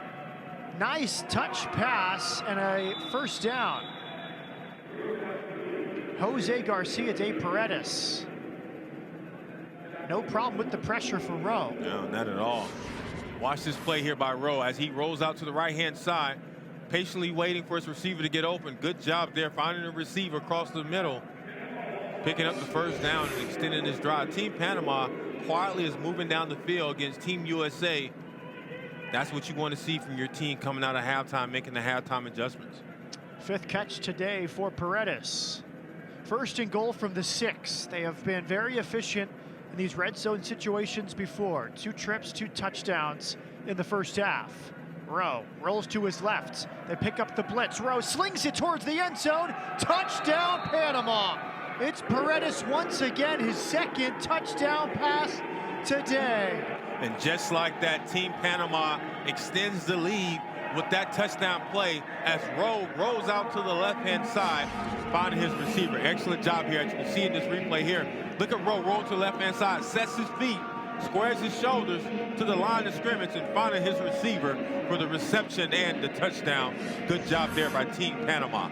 Nice blitz pickup, Ricardo Achura. You mentioned he's the lightning, but he still knows how to handle his blocking assignments. Yeah, great block there to extend the quarterback to the left-hand side to be able to find a receiver in the end zone for the touchdown. The quarterback Rowe will handle his 3rd PAT, and it's through the uprights. A stunning score in Arlington. It's Panama leading the United States 21-0.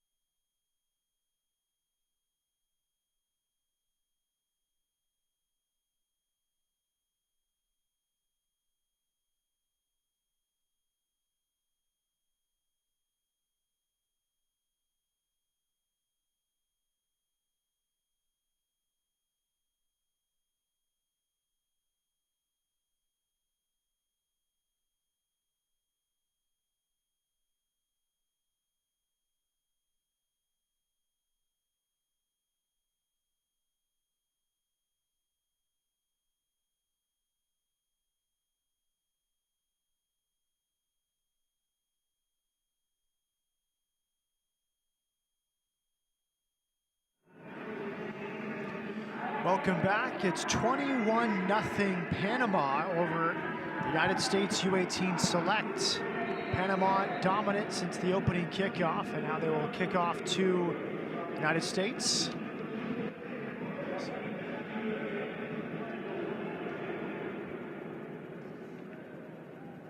Good kick, and Anderson will take it out of the end zone. Looking for blockers, he's out to the 25-yard line. From 5 yards deep in the end zone, out to the 25. Again, we saw Gabriel Mason with the tackle. Let's go back to the sideline with Sarah Merrifield. Well, guys, it's a special privilege to be afforded the opportunity to wear USA on your helmet and represent your country, and these boys take that honor with serious pride. But that sentiment runs even a little bit deeper with two young men on this U-18 team. Leroy Smith, he's a wide receiver for the team, hopes to be a Navy SEAL or join the Air Force Academy in the future. And then defensive lineman Tyler Bain, he's already committed to serving his country. He's already enlisted in the Marines and ships out September 3rd of this year. So both Tyler and Leroy will look to serve with pride in their future, but for today, they're proud to represent their country playing the sport they love. Guys? Thank you very much, Sarah. Good report as the Americans retake the field, and on first down, another good stop from the Panamanians as the U.S. went up the middle with Jashawn Foster, who had a good early carry at Lemont, but we haven't called his name much since. No, they slowed him down. Team Panama slowed down Foster, the young man out of Houston, Texas. Throughout the first half, he's been very quiet for Team USA. Gunnar Gundy back in at quarterback. He finds Cale Anderson. Nice one-handed catch with not much room to work with on the sideline. Gundy is one of the better quarterbacks out of the three rotation, we've seen throughout this first half in this game. Excellent job there in concentration, bringing the football into your body with the reception. Still 3rd and 4 for the U.S. after the catch from Anderson. Gundy looking to his right, he'll roll that way. The left-handed quarterback flushed out. He might run for the first down, fakes a throw, and pushed out of bounds by Mateo Scott.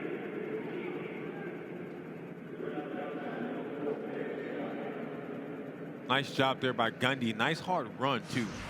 If you're going to get your team back into this game, you got to take some hits. And watch this. Gundy rolls to his right-hand side, a left-hand quarterback, but took a big shot right there after picking up some positive yards.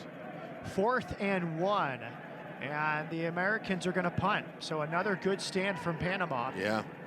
And by the way, that completion, a rarity for the U.S. tonight. They're now 4 of 15 passing as a team. Gundy with all 4 completions. Mahler and Label plus Greenwald combined, no completions. The punt is caught around the 32-yard line. Look at the speed from Bandon Belgrave. He's out past midfield, pushed out around the 46-yard line. You know what? Belgrave is going to take this to the house on one play, because you know that he's smelling that end zone. And if he gets 1 more or 2 more blocks, he can take it the distance for Team Panama. 5 catches already for Belgrave. Nice return of that punt. As we see Matthew Kane jogging off a bit gingerly. Now, Panama scored on their first possession of this 3rd quarter. Now they get the ball back. The chance to really extend their lead. We mentioned they upset the U.S. in the Wednesday night scrimmage. We didn't see the actual score, but really gave them a bit of confidence heading into this game. Absolutely. Ryan Rowe will hand off. Spinning out for about 3 or 4 is Rafael Borges.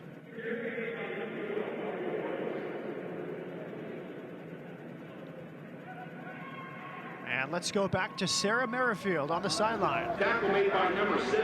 I'm here with Dylan Leibel, quarterback for this U-18 USA football team. Dylan, you grew up in Frisco, kind of nearby the Cowboys training facility. How cool is it to be down here where they play games? It's just a dream come true, because I've always dreamed of playing in the stadium. My high school, we didn't make it here in the playoffs, and now I'm here to play in this game.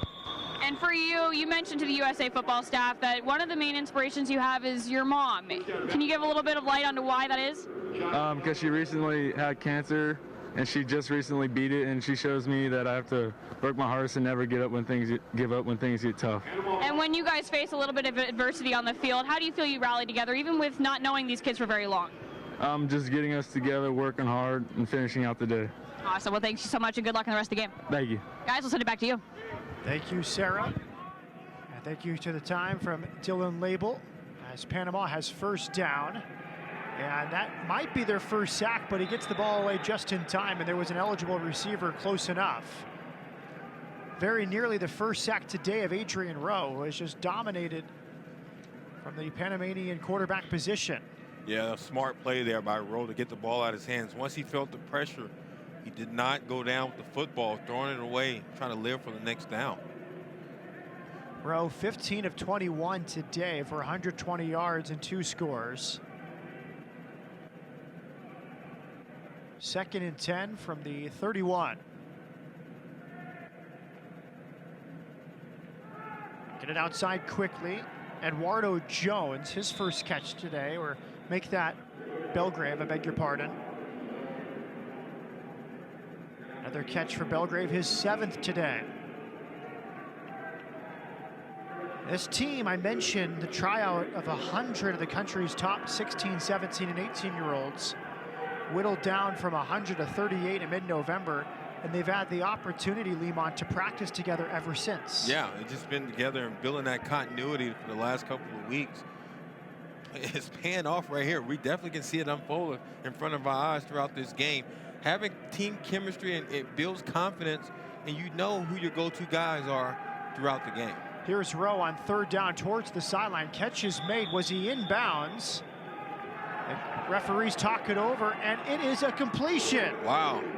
Andres Rodriguez, listed as a linebacker on the Panamanian roster, but looking like a full-time wide receiver here. And we talked about team chemistry, and look at this catch here. Look at the chemistry between quarterback and receiver. Excellent job there with the team, with the concentration to be able to bring the ball in and keep it in his hands as he hit the ground. 1st down, Panama. There's Rowe. Slings it. And is broken up. Good coverage in the secondary. Kyleon Parker out of Wauwatosa, Wisconsin, broke it up, slowing down this Panamanian offense.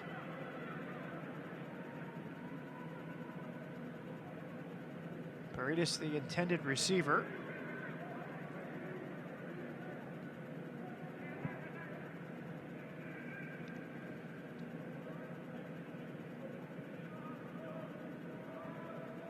Now on 2nd down and 10. Fake of a handoff, now over the middle, and he was open. I think Panama asking for a holding call, but it's an incompletion. Paredes was the target. Yeah, Rowe just short-armed it pass on that last play, had his receiver. Once he got past the secondary, opportunity to get back into the end zone. Missed chance there for Team Panama. Lemon, is there anything specifically that Panama is doing to be so effective? Is it anything more than just an accurate quarterback and receivers making consistent catches? Well, I believe that it's really good blocking up front. I mean, it starts up front with the blocking, which allow Rowe to be able to roll out to the right-hand side or just stand in the pocket and wait for his receivers to get open. And they've been doing a really good job against Team USA defensive front. Rowe flushed out again and finally brought down for the first time today. He is sacked. Adrian Cabrera out of Spring Hill, Florida. Good job there by Cabrera, the linebacker. Look him come from the bottom of your screen, be able to catch Rowe slipping as he brings him down for the first sack here in the 2nd half. Springstead High School in Spring Hill, Florida, for Cabrera with the first sack. Taking out an entire team's worth of frustrations on Adrian Rowe. To like Rowe's tenacity there. 6 foot 185. He's trying to stiff arm. Oh yeah, he's trying to stay up. You know, he hasn't been sacked all game, so he's like, I'm not used to this. On 4th and 25, they go for it. Rowe looking downfield, lobs it towards the end zone, and it is caught as he inbounds. What is the call? Caught by Rodriguez. They're celebrating. It's a Panamanian touchdown. Unbelievable. Rodriguez once again.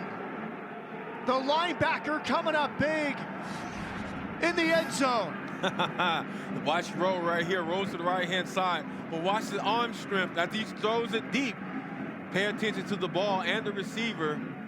Got some help there on the defender. Got his foot down. Let's see what they say. Touchdown, Team Panama. Difficult to say. Frazier White was in coverage. It might have been his foot that was down. It might have been a Panama-friendly call, but it is an all-star game.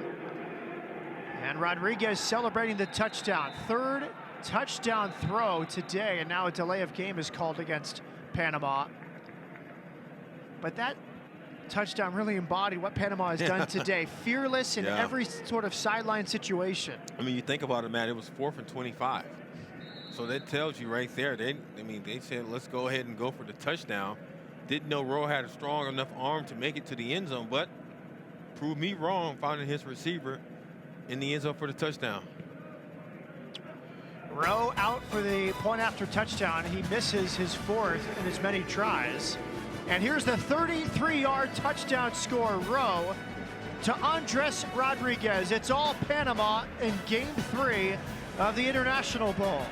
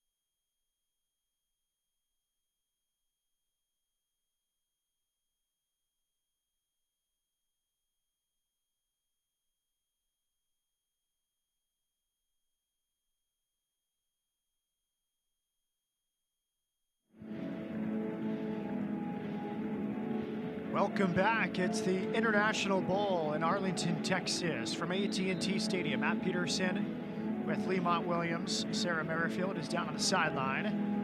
And this has been a very impressive display. We've sort of got into the history of Panamanian football, but to see it here against an American team in an American stadium, truly remarkable.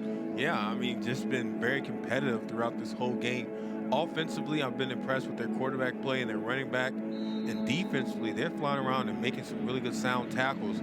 Team Panama knows the fundamentals of playing football here in the United States, and it's showing throughout the game in the AT&T Stadium. Adrian Rowe will kick it away. The quarterback, 3 touchdown passes, 19 of 27 through the air for 176 yards.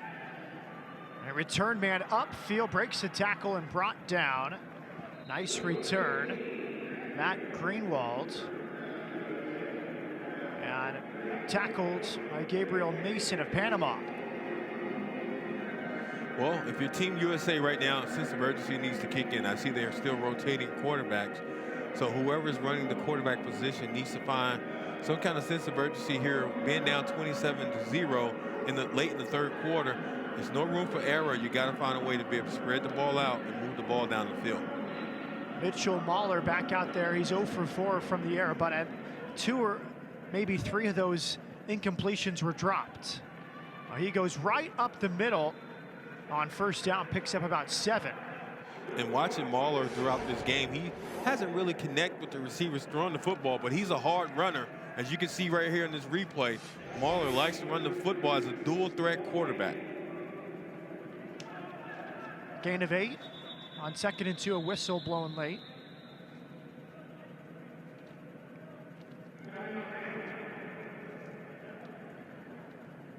Mahler gets his towel back.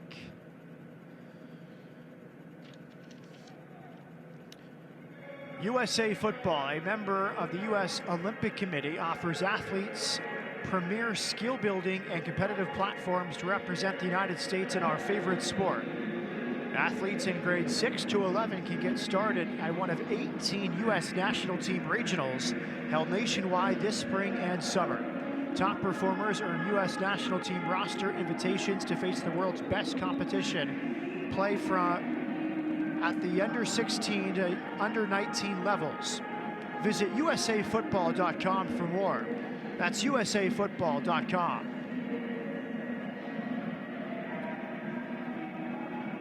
What was your experience like growing up in the United States and participating? Was it a typical experience, high school football, youth football before going to Howard? Yeah, it was definitely high school. I mean, definitely youth football, playing Pop Warner, then going from there. And we didn't have a lot of middle school sports in the state of Virginia, so it was more Pop Warner. And you just, worked on your craft until you was able to play junior varsity football.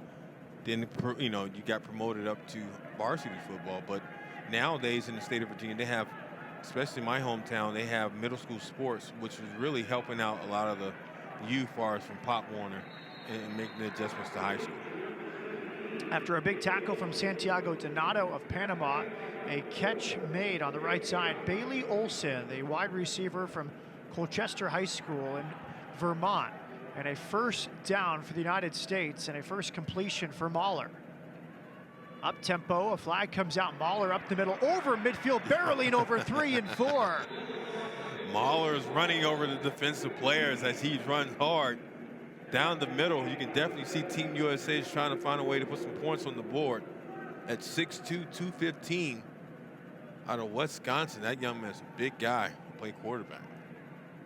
The flag came out right after the ball was snapped. We'll see what the penalty is for. And there's going to be no penalty on the play.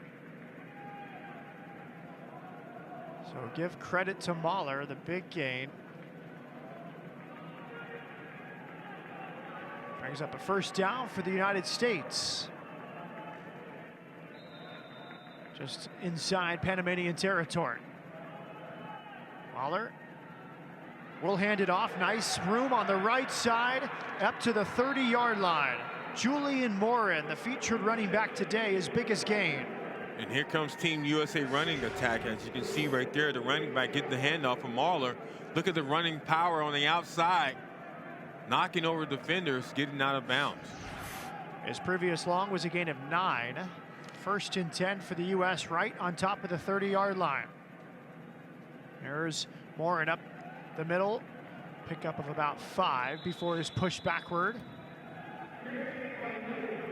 Felipe Dubois getting in on the tackle after a few other Panamanians had the initial contact.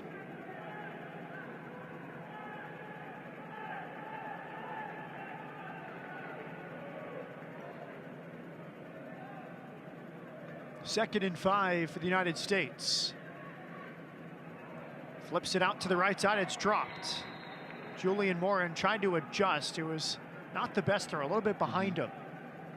You could definitely tell it was behind him. He wasn't really ready to be able to receive that pass.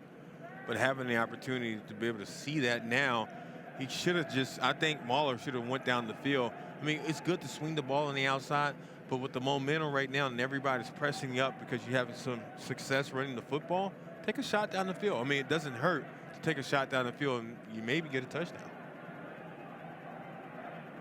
Third and 5, Mahler hands it off. Nice play design.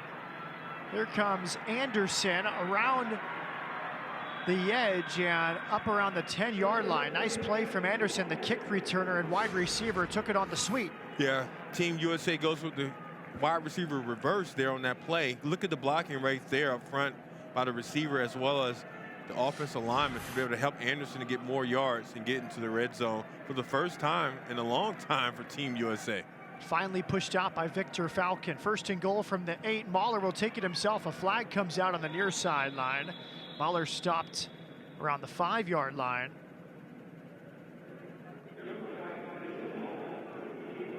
Looks like it's going against Panama.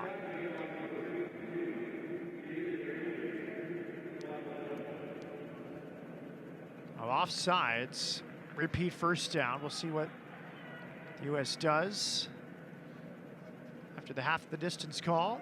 And we'll have first and goal from the 4. See if Mahler can get the U.S. into the end zone. They had a very good opening drive before a fumble, and then a couple interceptions have negated other possible scoring drives. Mahler will take it himself. He'll bull rush into the end zone. The U.S. on the board. Mitchell Mahler in from the 4-yard line. Nice hard run by Mahler. He set the tone when he came in at the quarterback position in the opening series. Look at this here. Team USA is using Mahler, big frame, at 215 pounds in the red zone, earning their first touchdown here and putting some points on the board for Team USA. Jose Vidal was the defensive back trying to make the tackle. It's one of the first times today we've seen an American player run over a Panamanian player on either side of the field. Point after touchdown is up and through from Andrew Lenzen. And it makes it 27-7 with 45 seconds left here in the third quarter. Really like that series there by Team USA. I didn't know how they was going to come out being down 27 points, but the fact that it was able to move the ball down the field with consistent running plays let me know that they're still competitive and want to kind of find a way to get back into this game. 21st century football is here, built by USA Football. The football development model is a framework for fun and fitness through America's favorite sport. Open to every youth and scholastic program. Sign up to discover football's future at usafootball.com/FDM. That's usafootball.com/FDM.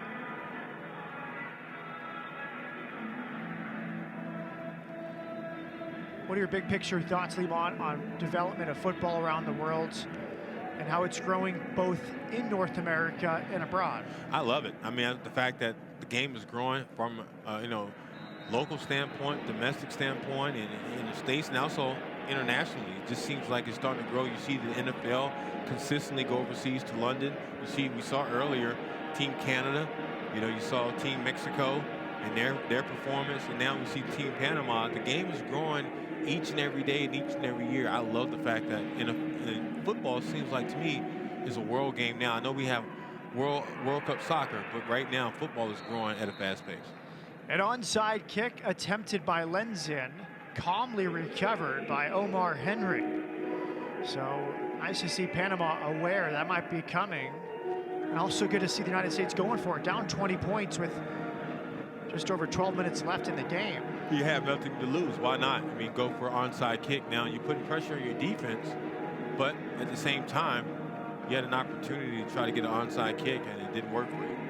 Speaking of development, one thing I've enjoyed as a fan of football lately is the opportunities for younger players, and that's a sign of the development of the coaches. You're seeing freshman quarterbacks playing in big games in college football, young quarterbacks playing in the NFL, given opportunities. A fumbled snap, but still a completion for Panama, and that really sums up the day for the Panamanians.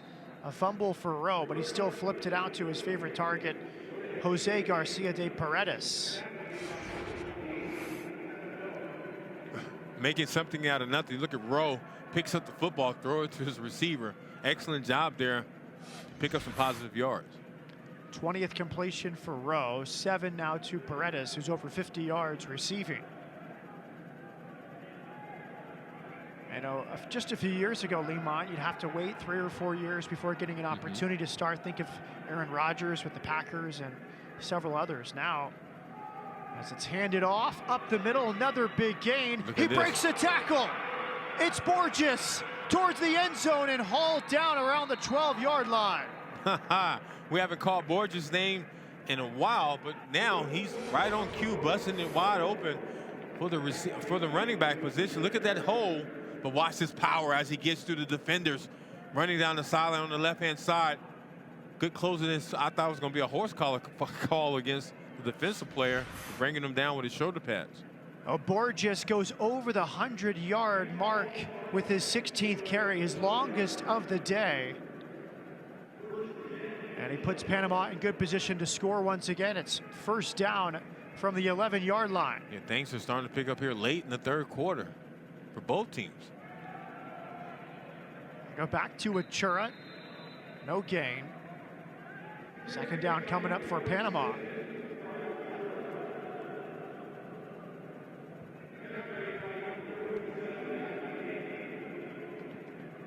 And Rowe, the quarterback, who we said has played this game since '80, is a big fan of the Cincinnati Bengals. And And he looks up to two of those quarterbacks we just referenced, Patrick Mahomes of Kansas City and Aaron Rodgers. Rodgers had to wait his turn. Mahomes getting an opportunity now in his second year. And the Chiefs have a big game tomorrow. Oh, Panama back on the move, looking for their 5th touchdown today. A big part of that, Rafael Borges over 100 yards on the ground in Arlington.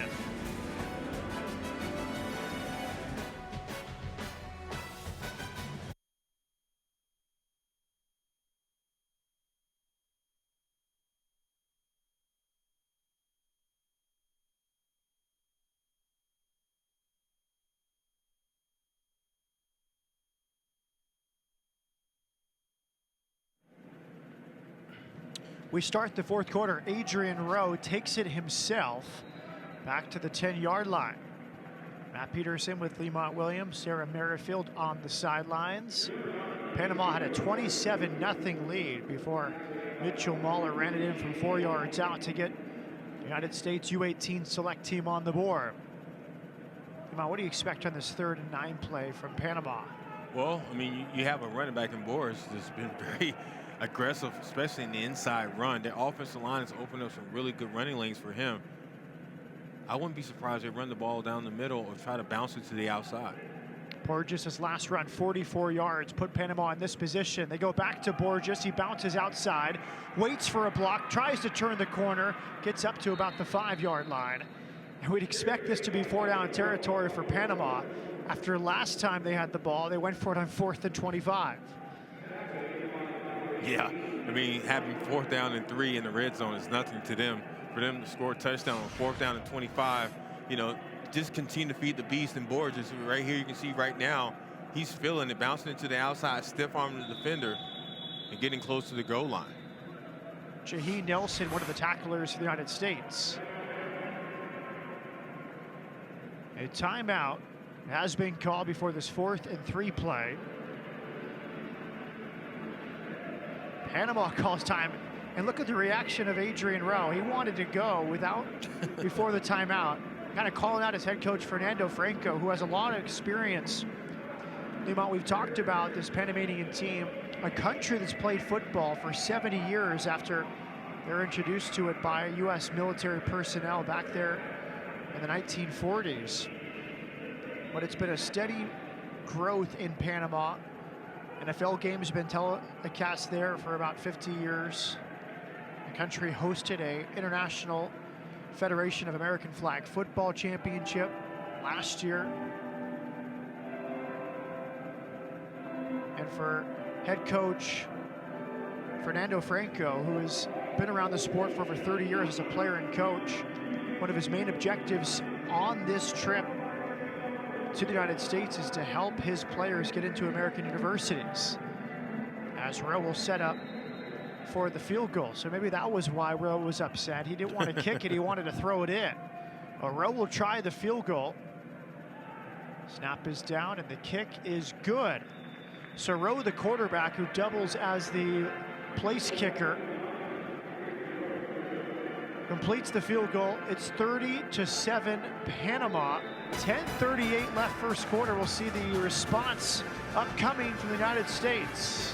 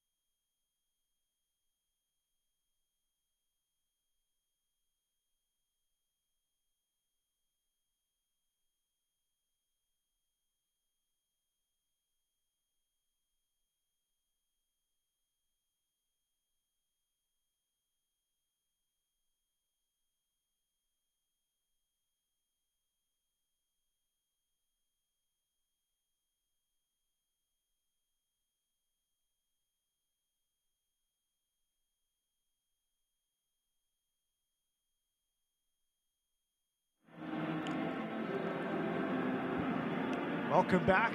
Fourth quarter at the International Bowl, 10th edition of this International American Football Competition.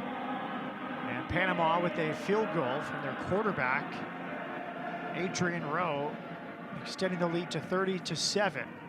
Rowe with the kickoff, fielded in the end zone by Cale Anderson. He'll bring it out once again.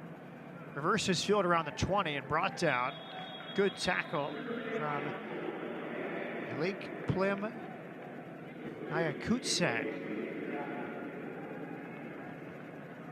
Team USA right now, you got to continue to run the football. It had some success the last series with their quarterback sneak and also running the football. To see who comes out at the quarterback position this time as they do a 3-man rotation.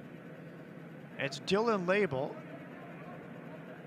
Struggled to gain consistency. His first pass was the screen that was intercepted by David Henriquez.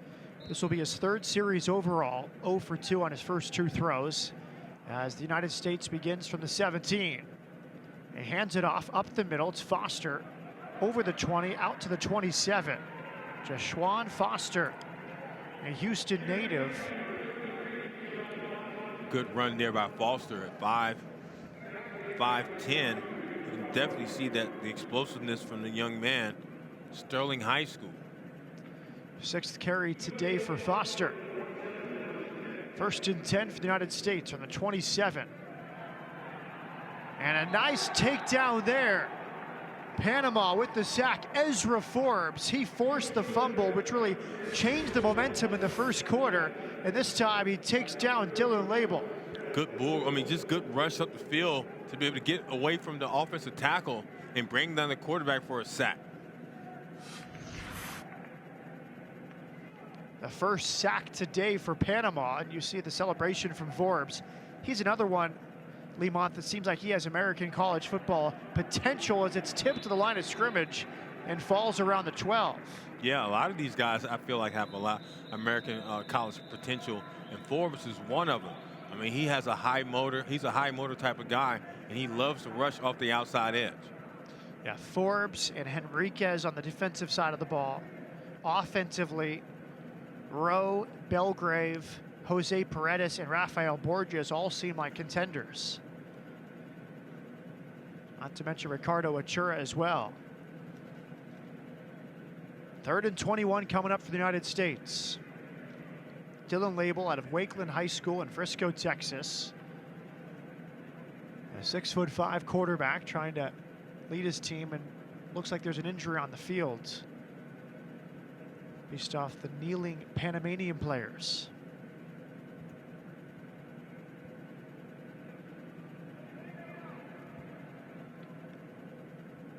Ryan Larson, the head coach of the United States. Full-time job as offensive coordinator and quarterbacks coach at Stevenson University, a Division III school in Maryland. His Mustangs had a very good offensive season last year, set or tied 14 school records, including 28 points per game and over 400 yards per game.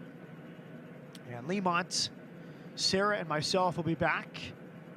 An estimated kickoff of 8 p.m. Central Time. Nueva Leon out of Monterrey, Mexico, against the United States U-19 Select. Now that's the nightcap, the 4th game today, all at AT&T Stadium. A player back and moving now to the applause of players and the spectators. And that's Adon Reyna, the 5'9" defensive lineman. And it's good to see that his teammates came out and supported him as he needed some assistance getting to the sideline. By the way, the other 2 scores from earlier today in the morning game, a very good back and forth contest. The United States U-16 select team beat Mexico North 29-22. And then in the second game today, US U-17 select team all over Team Ontario of Ontario, Canada, 61-7. So this would be the first victory for a non-American team if Panama can hold on to its 23-point lead.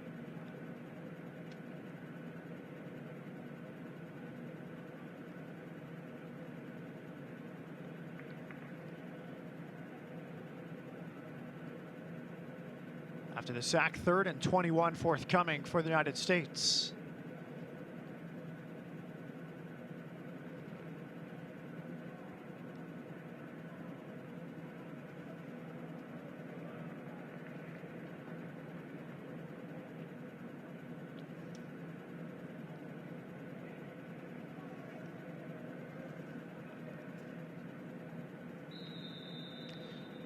Three receivers out to the left, one to the right for Label. Label over the middle, intercepted. 3rd interception for Panama today. It's Victor Putaturo, and he's pushed out around the 5-yard line. Good job there for Team Panama. The secondary stepped up big as the quarterback really didn't know what he wanted to do. You can definitely see he overthrew the receiver. Excellent job there by Panama, getting the interception back to their offense in the red zone.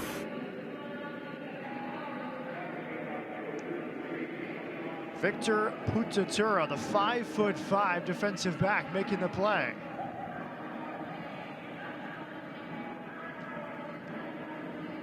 That sets up Panama with an opportunity to really close this game out. Already up 30-7, and great field possession. 1st and goal from the 6 as Rowe returns.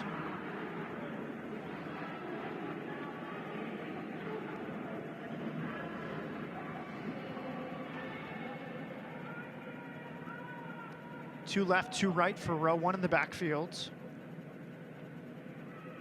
Hands it off to Borges. Cuts to his left, spinning at the 5. Tries to stay on his feet, and then brought down by 3 or 4. The initial tackle made by Seth Miller out of Oakmont High School in Antelope, California.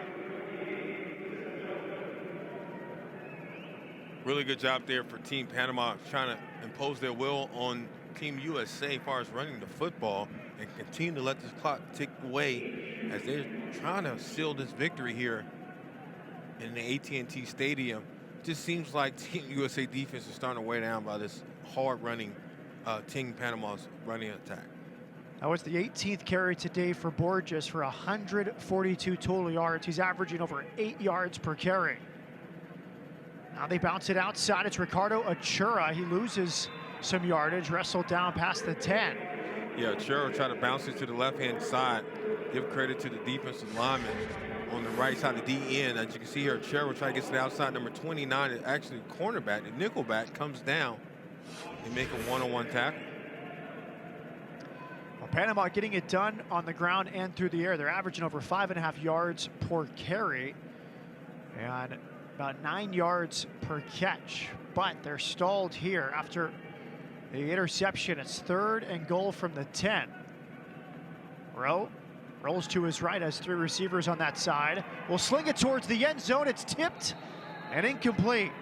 A good stand so far from United States. We'll see what Panama does. They went for it on 4th and 25 previously, but last time kicked the field goal. Yeah, I wouldn't be surprised they go for it this time. It's like they just when you think they're going to do the obvious, they do the totally opposite of what we think. And right now, Team Panama probably just want to do another field goal to kind of continue to build off that lead and just walk away with the victory.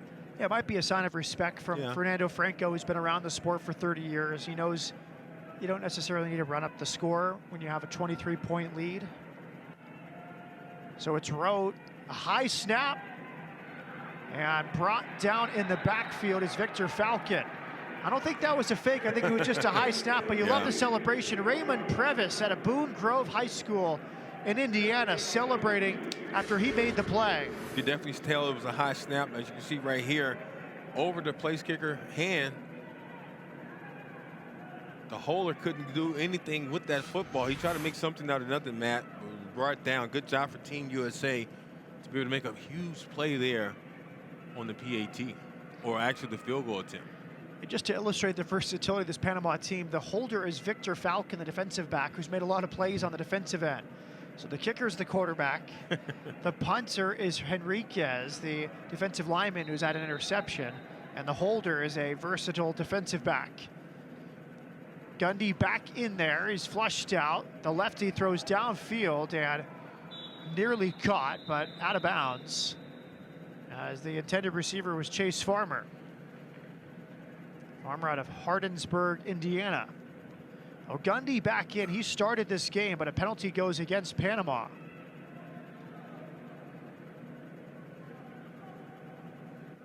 Gundy had the very first drive tonight. Looked like the Americans might score before the fumble. Gundy is probably one of the better quarterbacks as far as throwing the football. As a lefty, you can definitely tell that as he rolls right hand to the right side, throwing off his back foot to his receiver. I think the call was a late hit, unnecessary roughness. After the ball was released, you saw a Panamanian player give him a bit of a shot.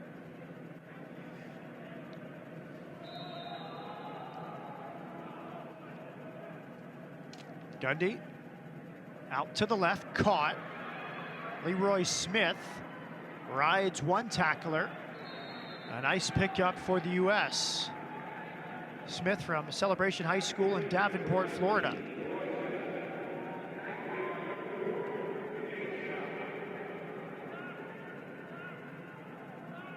First down for Team USA.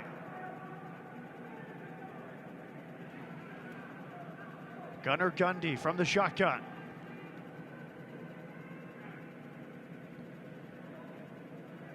Pushed backward, now rolling to his right. Will fire downfield, and it's a bit high. Good coverage in the backfield.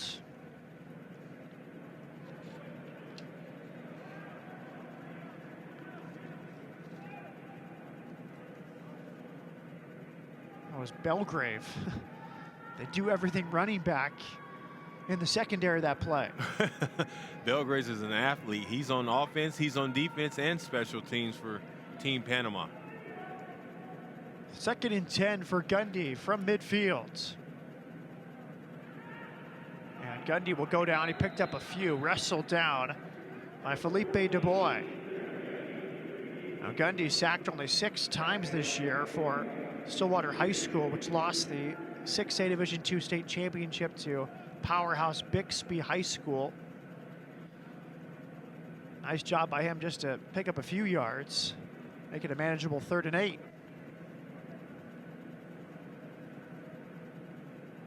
2 left, 2 right for Gundy on 3rd down.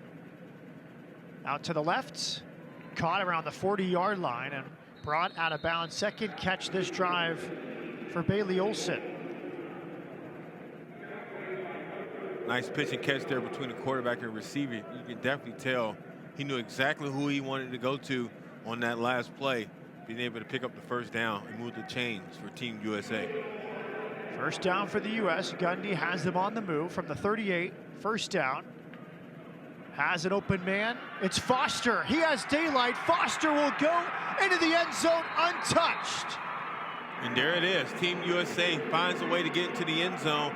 Good job by Gundy leading the team down the field with consecutive passing plays. Foster finishing off for Team USA, the young man out of Sterling High School, Houston, Texas. Look at this play here. Just good blocking up front, and all the rest is just Foster as he uses his speed to get into the end zone for the touchdown. 37-yard touchdown throw, the longest of the day for the United States. And Foster pointing to a relative or friend in the stands. Well, nice work from Gundy, his first touchdown throw today. Yeah, they'll go for 2. The timeout is called by the United States with 5:41 left in the 4th quarter. The United States shut out in the first half. They scored 13 since halftime.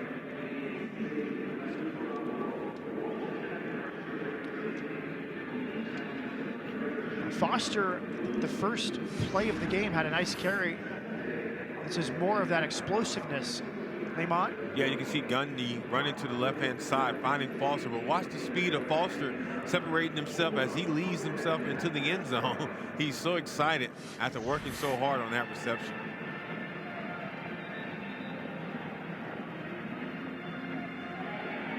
It's interesting, we've talked about the depth of this Panama team and how guys can play multiple roles. Belgrave, a running back and a cornerback, several others. That open tryout with the 100 best players in Panama from different age groups, they whittled it down to just 38. So it's not as if Fernando Franco didn't have other options. He just picked the 38 best and you knew they would have multiple roles. For the two-point conversion, Gundy to the back of the end zone and incomplete. Great coverage by Brandon Belgrave there. It was intended for Bailey Olsen. Panama with a big lead over the U.S. here in the International Bowl.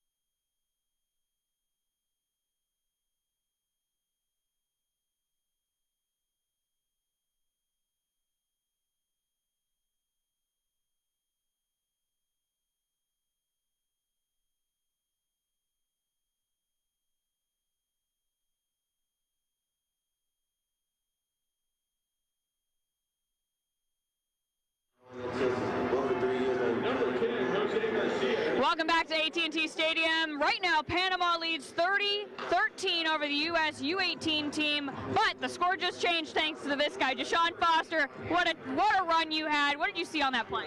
I saw like the lineman blocking down block, so I tried my best to get to the outside so I can use my speed to get in the end zone. And this has been a little bit of a challenge for you all. I know, and adversity and football go hand in hand, but with this experience, what do you think the most valuable part you've taken away from? That we're able to fight for our country, and actually we just got a fumble. So you could be a play-by-play announcer. You just onside kick. Look at that. Yes, ma'am. So like that score, it felt like it was like a snowball effect. So it's like it brings like hype and excitement to the team. So one thing leads to another thing, and it should lead to a win. Well, hype and excitement continues right now. We'll go let you enjoy and celebrate with your team. Thanks so much, guys. We'll send it back to you. And thank you, Deshaun. I like the improvisation there from Sarah Merrifield. He was like a play-by-play guy. He recognized it, and we can tell you it was Kyleon Parker with the recovery. And if not for him, it would have been the kicker, Andrew Lenzen, who followed his own kick. So a missed pickup by Panama, and now here comes the U.S. Spinning away from the pressure is Mahler, and he's brought down around midfield. Yeah, huge break there for Team USA, but Team Panama, their defense still flying around making plays. As you can tell, Mahler is in there. He's more of a running style quarterback. You had Gundy on the last series, but you know, it's an opportunity right now for Team USA to get back into this game if they can pick up another touchdown. 30-13, two straight onside kicks. The first was recovered by Panama. The second was recovered by the U.S. Mahler out to the left side. His knee was down as he caught it. Cal Berquist out of Gilbert, Arizona, and Williams Field High School with the catch. His first of the evening. Mahler's second completion today. Now 3rd and 9. Mahler out to the right, caught and dropped. Again, Cale Anderson. It was a first half of drops for the U.S. and one of the first drops we've seen in the second half. Yeah, another missed opportunity. We saw a lot of that in the first half, like you stated, Matt. And Team USA has to find a way to kind of catch the football. I mean, it's just that simple. I mean, I can't say it any more better than that. You got to catch the football and be able to help your team move the ball down the field. It seemed like when Gundy was in there, players was just, you know, the energy was different. He was able to move the ball, throwing it left-handed. But with Mahler now, it just seems like the chemistry is off. But there it is, another drop pass. He was open. It would have been a touchdown, but dropped by Matt Greenwald. So perhaps one of those contagious things. Maybe the guy's overthinking it a bit. This was a great throw from Mahler over the top. Yeah, and the receiver had to step on the defensive back wide open. just missed it, just like that. So now, a turnover on downs. Panama will take over, as they have injured the outstretched fingers of Matt Greenwald there as he tried to haul that in.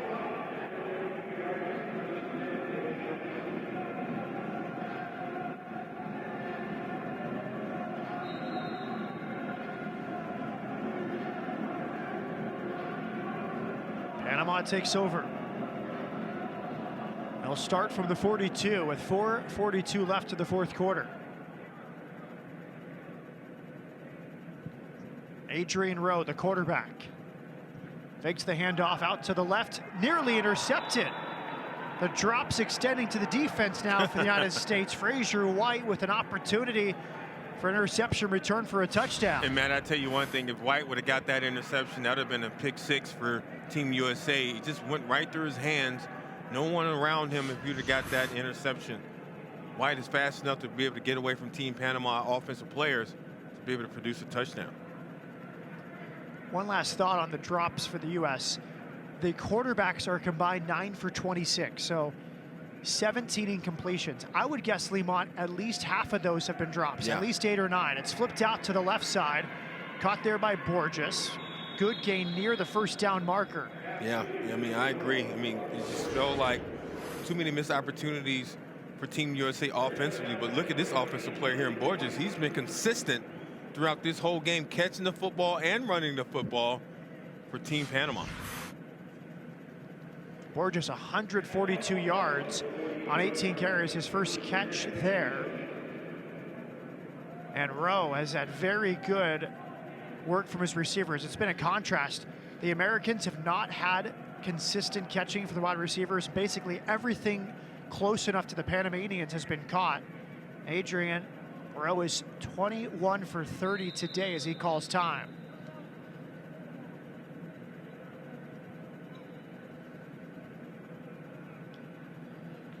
We talked about Franco, the head coach of Panama. 30 years of football experience, both as a player and coach. Tonight's his 7th game at the helm of Panama international competition as a player or coach. And one of his goals coming into this game, a fantastic article on the International Bowl website, written by Steve Alec, was that he wants his Panamanian players to be seen as equals with the Americans. We want to play football as equal against everybody, and we don't want to be scared of anybody. No, there it is. I mean, that's you can't say it any better than that. I mean, he wants to be competitive, but he wants to also provide opportunities for his players in the United States to play college football. Panamanians had an opportunity to tour AT&T Stadium earlier in the week, stadium they watched for years back home in Panama as it's handed off on first down. As Panama Knight try to kill the clock now. It was Adrian Buendia, first carry for that running back. It'd be funny to see how Team Panama plays out here with the remainder of the fourth quarter with no timeouts and up 30-13. Are they going to continue to run the football or try to find a way to throw the ball and get out of bounds? Like you said earlier, Matt, I believe the head coach is very conservative and have a lot of respect for the coaching staff at Team USA. So they're not really going to try to be aggressive offensively, try to put any more touchdowns on the board, but they're not going to sit back and be passive as well. To Buendia, he has open space, breaks a few tackles up to about the 33. And I love the deception there from Rowe, who really sold it. Real discreet handoff here. You can definitely see it right there. He gives the ball to the running back, but he also sells the play action pass like he had the football and throwing it to the receivers to kind of sell it to the safeties. 2 fourth-quarter carries for Adrian Buendia. Another first down for Panama. It's been consistent for the Panamanians. They've scored in each of the 4 quarters. Borges a 4-yard run for a 7-0 lead. Paredes a 5-yard touchdown catch. And then a 6-yard grab. Made it 14, then 21-0. And then Rodriguez at the end. The third quarter, that wild play on the sideline, 33-yard touchdown catch we may or may not have had a foot in. But another run here for Achura, but the Americans have fought back with a couple scores here in the second half.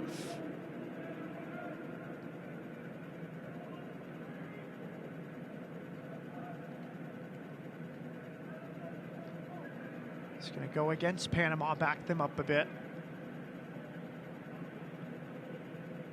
Henriquez, the defensive lineman and punter on this Panamanian team, who had the interception in the first quarter, talked about the future of Panamanian football. He says Panama has something to show every country here, and then in 10 or 15 years, I'm going to remember every single player on this team and say, I played at AT&T Stadium with Team Panama, and I'll have a smile on my face. First and 20 after the penalty. Rowe out to the left side. It's Paredes, who has 2 touchdown catches, picks up a couple. And it's a country, Lemont, that's really growing in sporting stature. We see the football team here. The soccer team, the men's national team, made the first World Cup in Panamanian history last year. They went to Russia after qualifying through CONCACAF. The women's national team for Panama in soccer, they nearly made the World Cup this year in France. They lost in the final third-place game to Jamaica. And then you see the football emerging, and of course we've talked about football and many Panamanian players in the major league. So a country of 4 million with some academic excellence. Oh yeah. A fake from Rowe. Now he rolls out. He's very comfortable outside the pocket. And there's his first interception today. Running it back past midfield, it's Cabrera. Well, Cabrera, a few big plays this afternoon. Huge break there for Team USA. As Rowe rolls out to the right-hand side, you can see right there the pressure coming on. He just forces the ball across the middle. You never want to throw the ball across your body, across the middle. Interception there. You can see the defensive back getting the football, trying to get it down the field for Team USA. Cabrera had the only sack earlier against Rowe, and then he picks him off. Cabrera's first real mistake today. He's made a few throws like that where he's lived dangerously. And that time, Cabrera makes some pay. So one final chance, it looks like, for the United States with 1:32 left. Gunnar Gundy back from the shotgun, had a man downfield, but it's incomplete as a flag came out. The intended receiver was Gabriel Walls.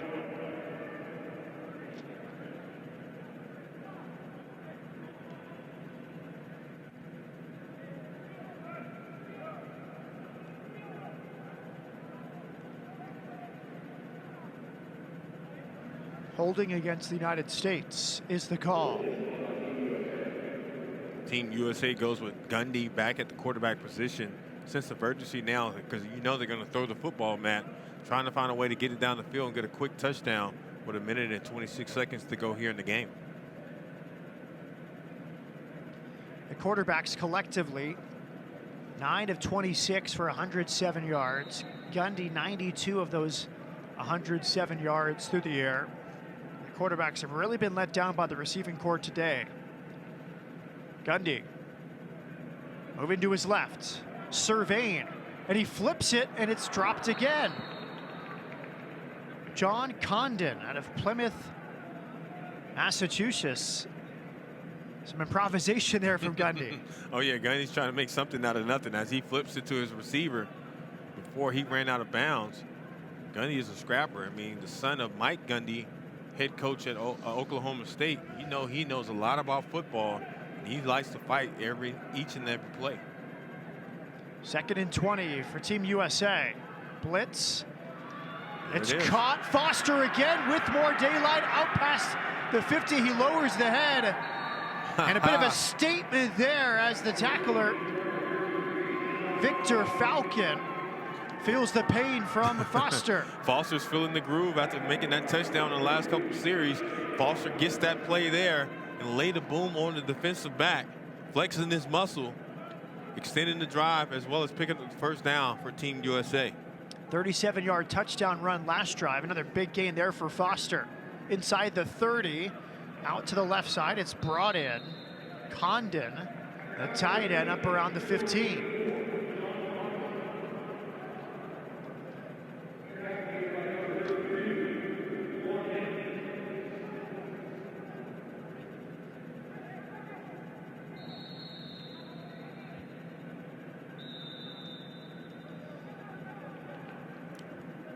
Well, 50 seconds left. What are your big takeaways from this game, Lemont? Well, starting off, Team Panama did an excellent job. I thought it came out focused and ready, very competitive for the first half.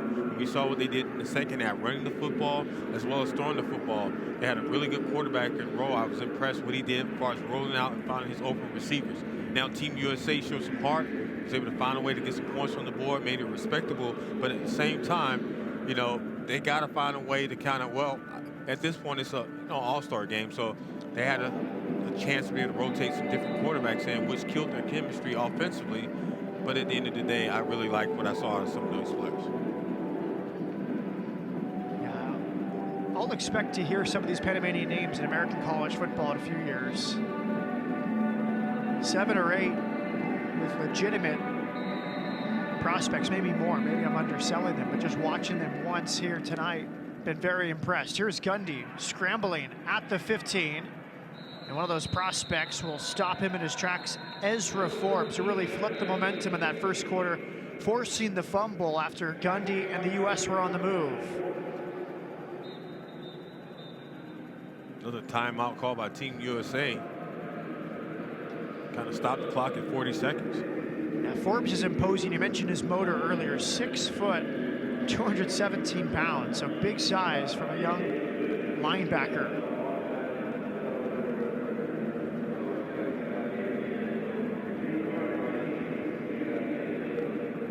Foster now after that last catch, 3 catches, 74 yards. He has more than half of the American receiving yards, plus the touchdown. 3rd and 1.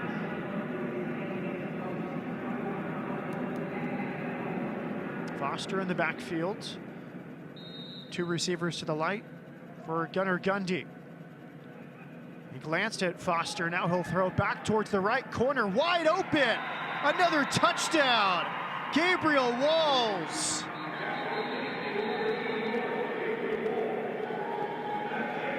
One of the first real breakdowns we've seen from the Panamanian defense today. Yeah, as the defense relaxed a little bit, you can see Gundy just stand tall in the pocket, rolls to his right-hand side, and find a wide open receiver in the back of the end zone. Team USA. I mean, Gundy, whenever he's in there as a quarterback, he produces touchdowns. 2 touchdown throws for Gundy today. 3rd catch of the evening for Walls, his first touchdown. Looks like the United States will go for 2 here, just to give another opportunity to play as a team and cut into that 11-point deficit.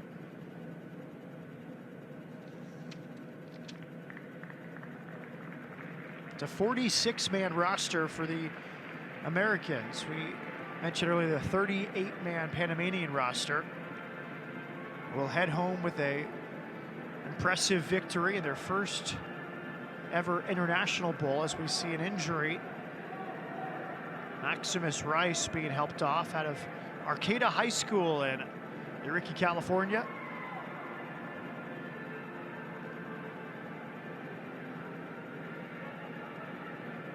Looks like Team USA is going for 2 on this play here. Moeller and now at the quarterback position. Now Moeller comes in. He's going to try to run it in himself, and he's brought down around the 2. And look at that, after the play, and a flag comes in. It seemed like a bit over the top from Juan Andres Yin, the linebacker, who was either showboating or celebrating the tackle. A little jaw jacking going on, a little back and forth competitiveness. Ain't nothing wrong with that. It's just football. Good job there by the defensive player to be able to stop Mahler before he got into the end zone. And Mahler had the 4-yard run that got the U.S. on the board earlier in the half.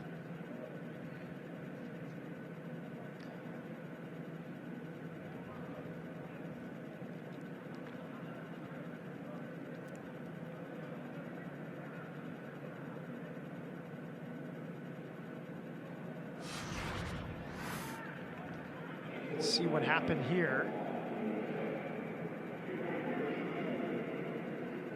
Definitely some talking back and forth between the two players. Smaller put his leg up as the defensive player tried to get off of him.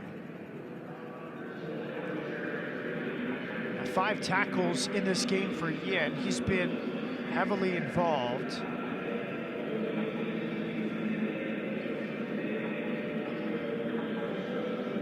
It might be an all-star game, but it's an opportunity to leave one final impression and make one final statement.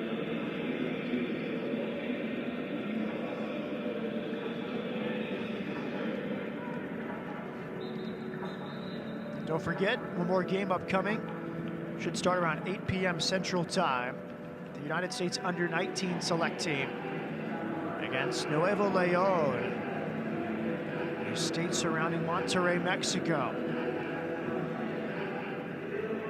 4th game today, and then 4 more next Friday, the 18th. Those will all be national teams of the United States, 16, 17, 18, and 19.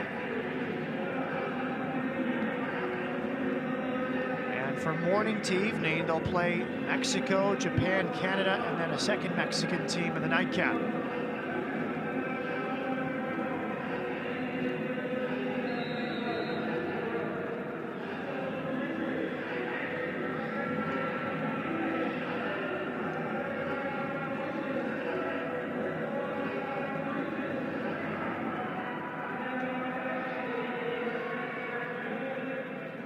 So the United States is going to kick off. It looks like they gave a touchdown to the United States, and they pick up another recovery on an onside kick. They don't have audio capabilities with the officials here after the last near touchdown run, but the Americans are kicking off, and it came off the shoulder of Gabriel Reyes, and the U.S. pick it up. Yeah, nice bounce there by the kicker. Ready to set that up for the onside kick.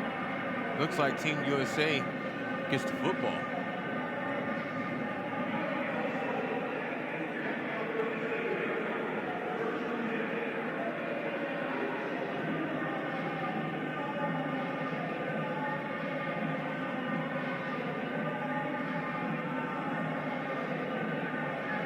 So Walls had the touchdown. I beg your pardon. Mistake from me. Walls had the touchdown. It was the 2-point conversion which failed. So after the missed 2 PAT, they go onside. Now a trick play, throwing downfield, an open man. It's caught by Anderson. Well, we'll have another onside kick after a possible 2-point conversion, but the United States not going down lightly. It's now 30-25 after this. Gundy out to the left side. Greenwald downfield to Anderson, one wide receiver to the other. Yeah, good play call there by the offensive coordinator, catching Team Panama sleeping defensively. Their secondary kind of fell asleep there on that trick play. Nice execution by Team USA. Now only down by 5 points. Well, it was 30-7 Panama, but the U.S. has scored 3 touchdowns in the last 5 minutes and 21 seconds. Now if they go for 2, they'll be within 3 points ahead of an onside kick. Gundy surveyed, flushed out, pushed backwards. He'll be brought down. Panama finally stands up to Gundy. We see Juan Andres Yin celebrating. So now the U.S. will have to do it the hard way. They'll have to recover a 3rd successive onside kick and then go for the end zone. To try to pull off a miracle in this International Bowl. And Matt, you know, the likelihood of that even happening is very slim. To be able to have 3 consecutive onside kicks here recovered, but you never know what can happen here in the AT&T Stadium.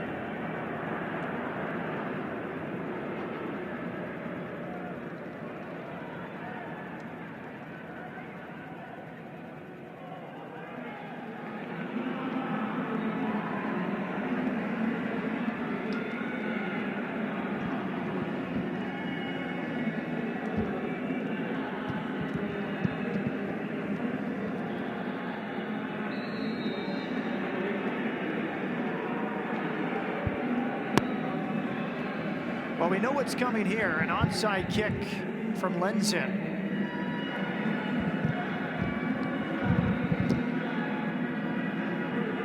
2 in a row recovered by the United States. Here it comes from Lenton. What does he have up his sleeve this time? Script to the right and caught and smashed.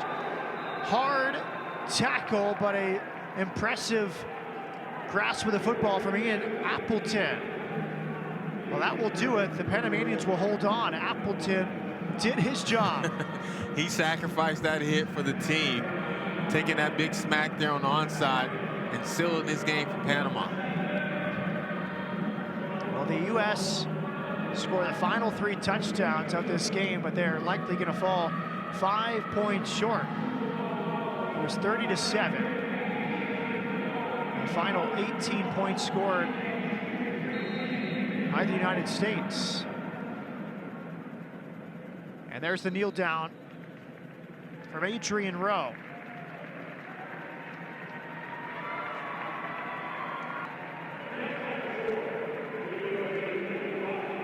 Well, this was a fun one, Lemont Williams. 30-25, Panama beats the United States. It was all Panama.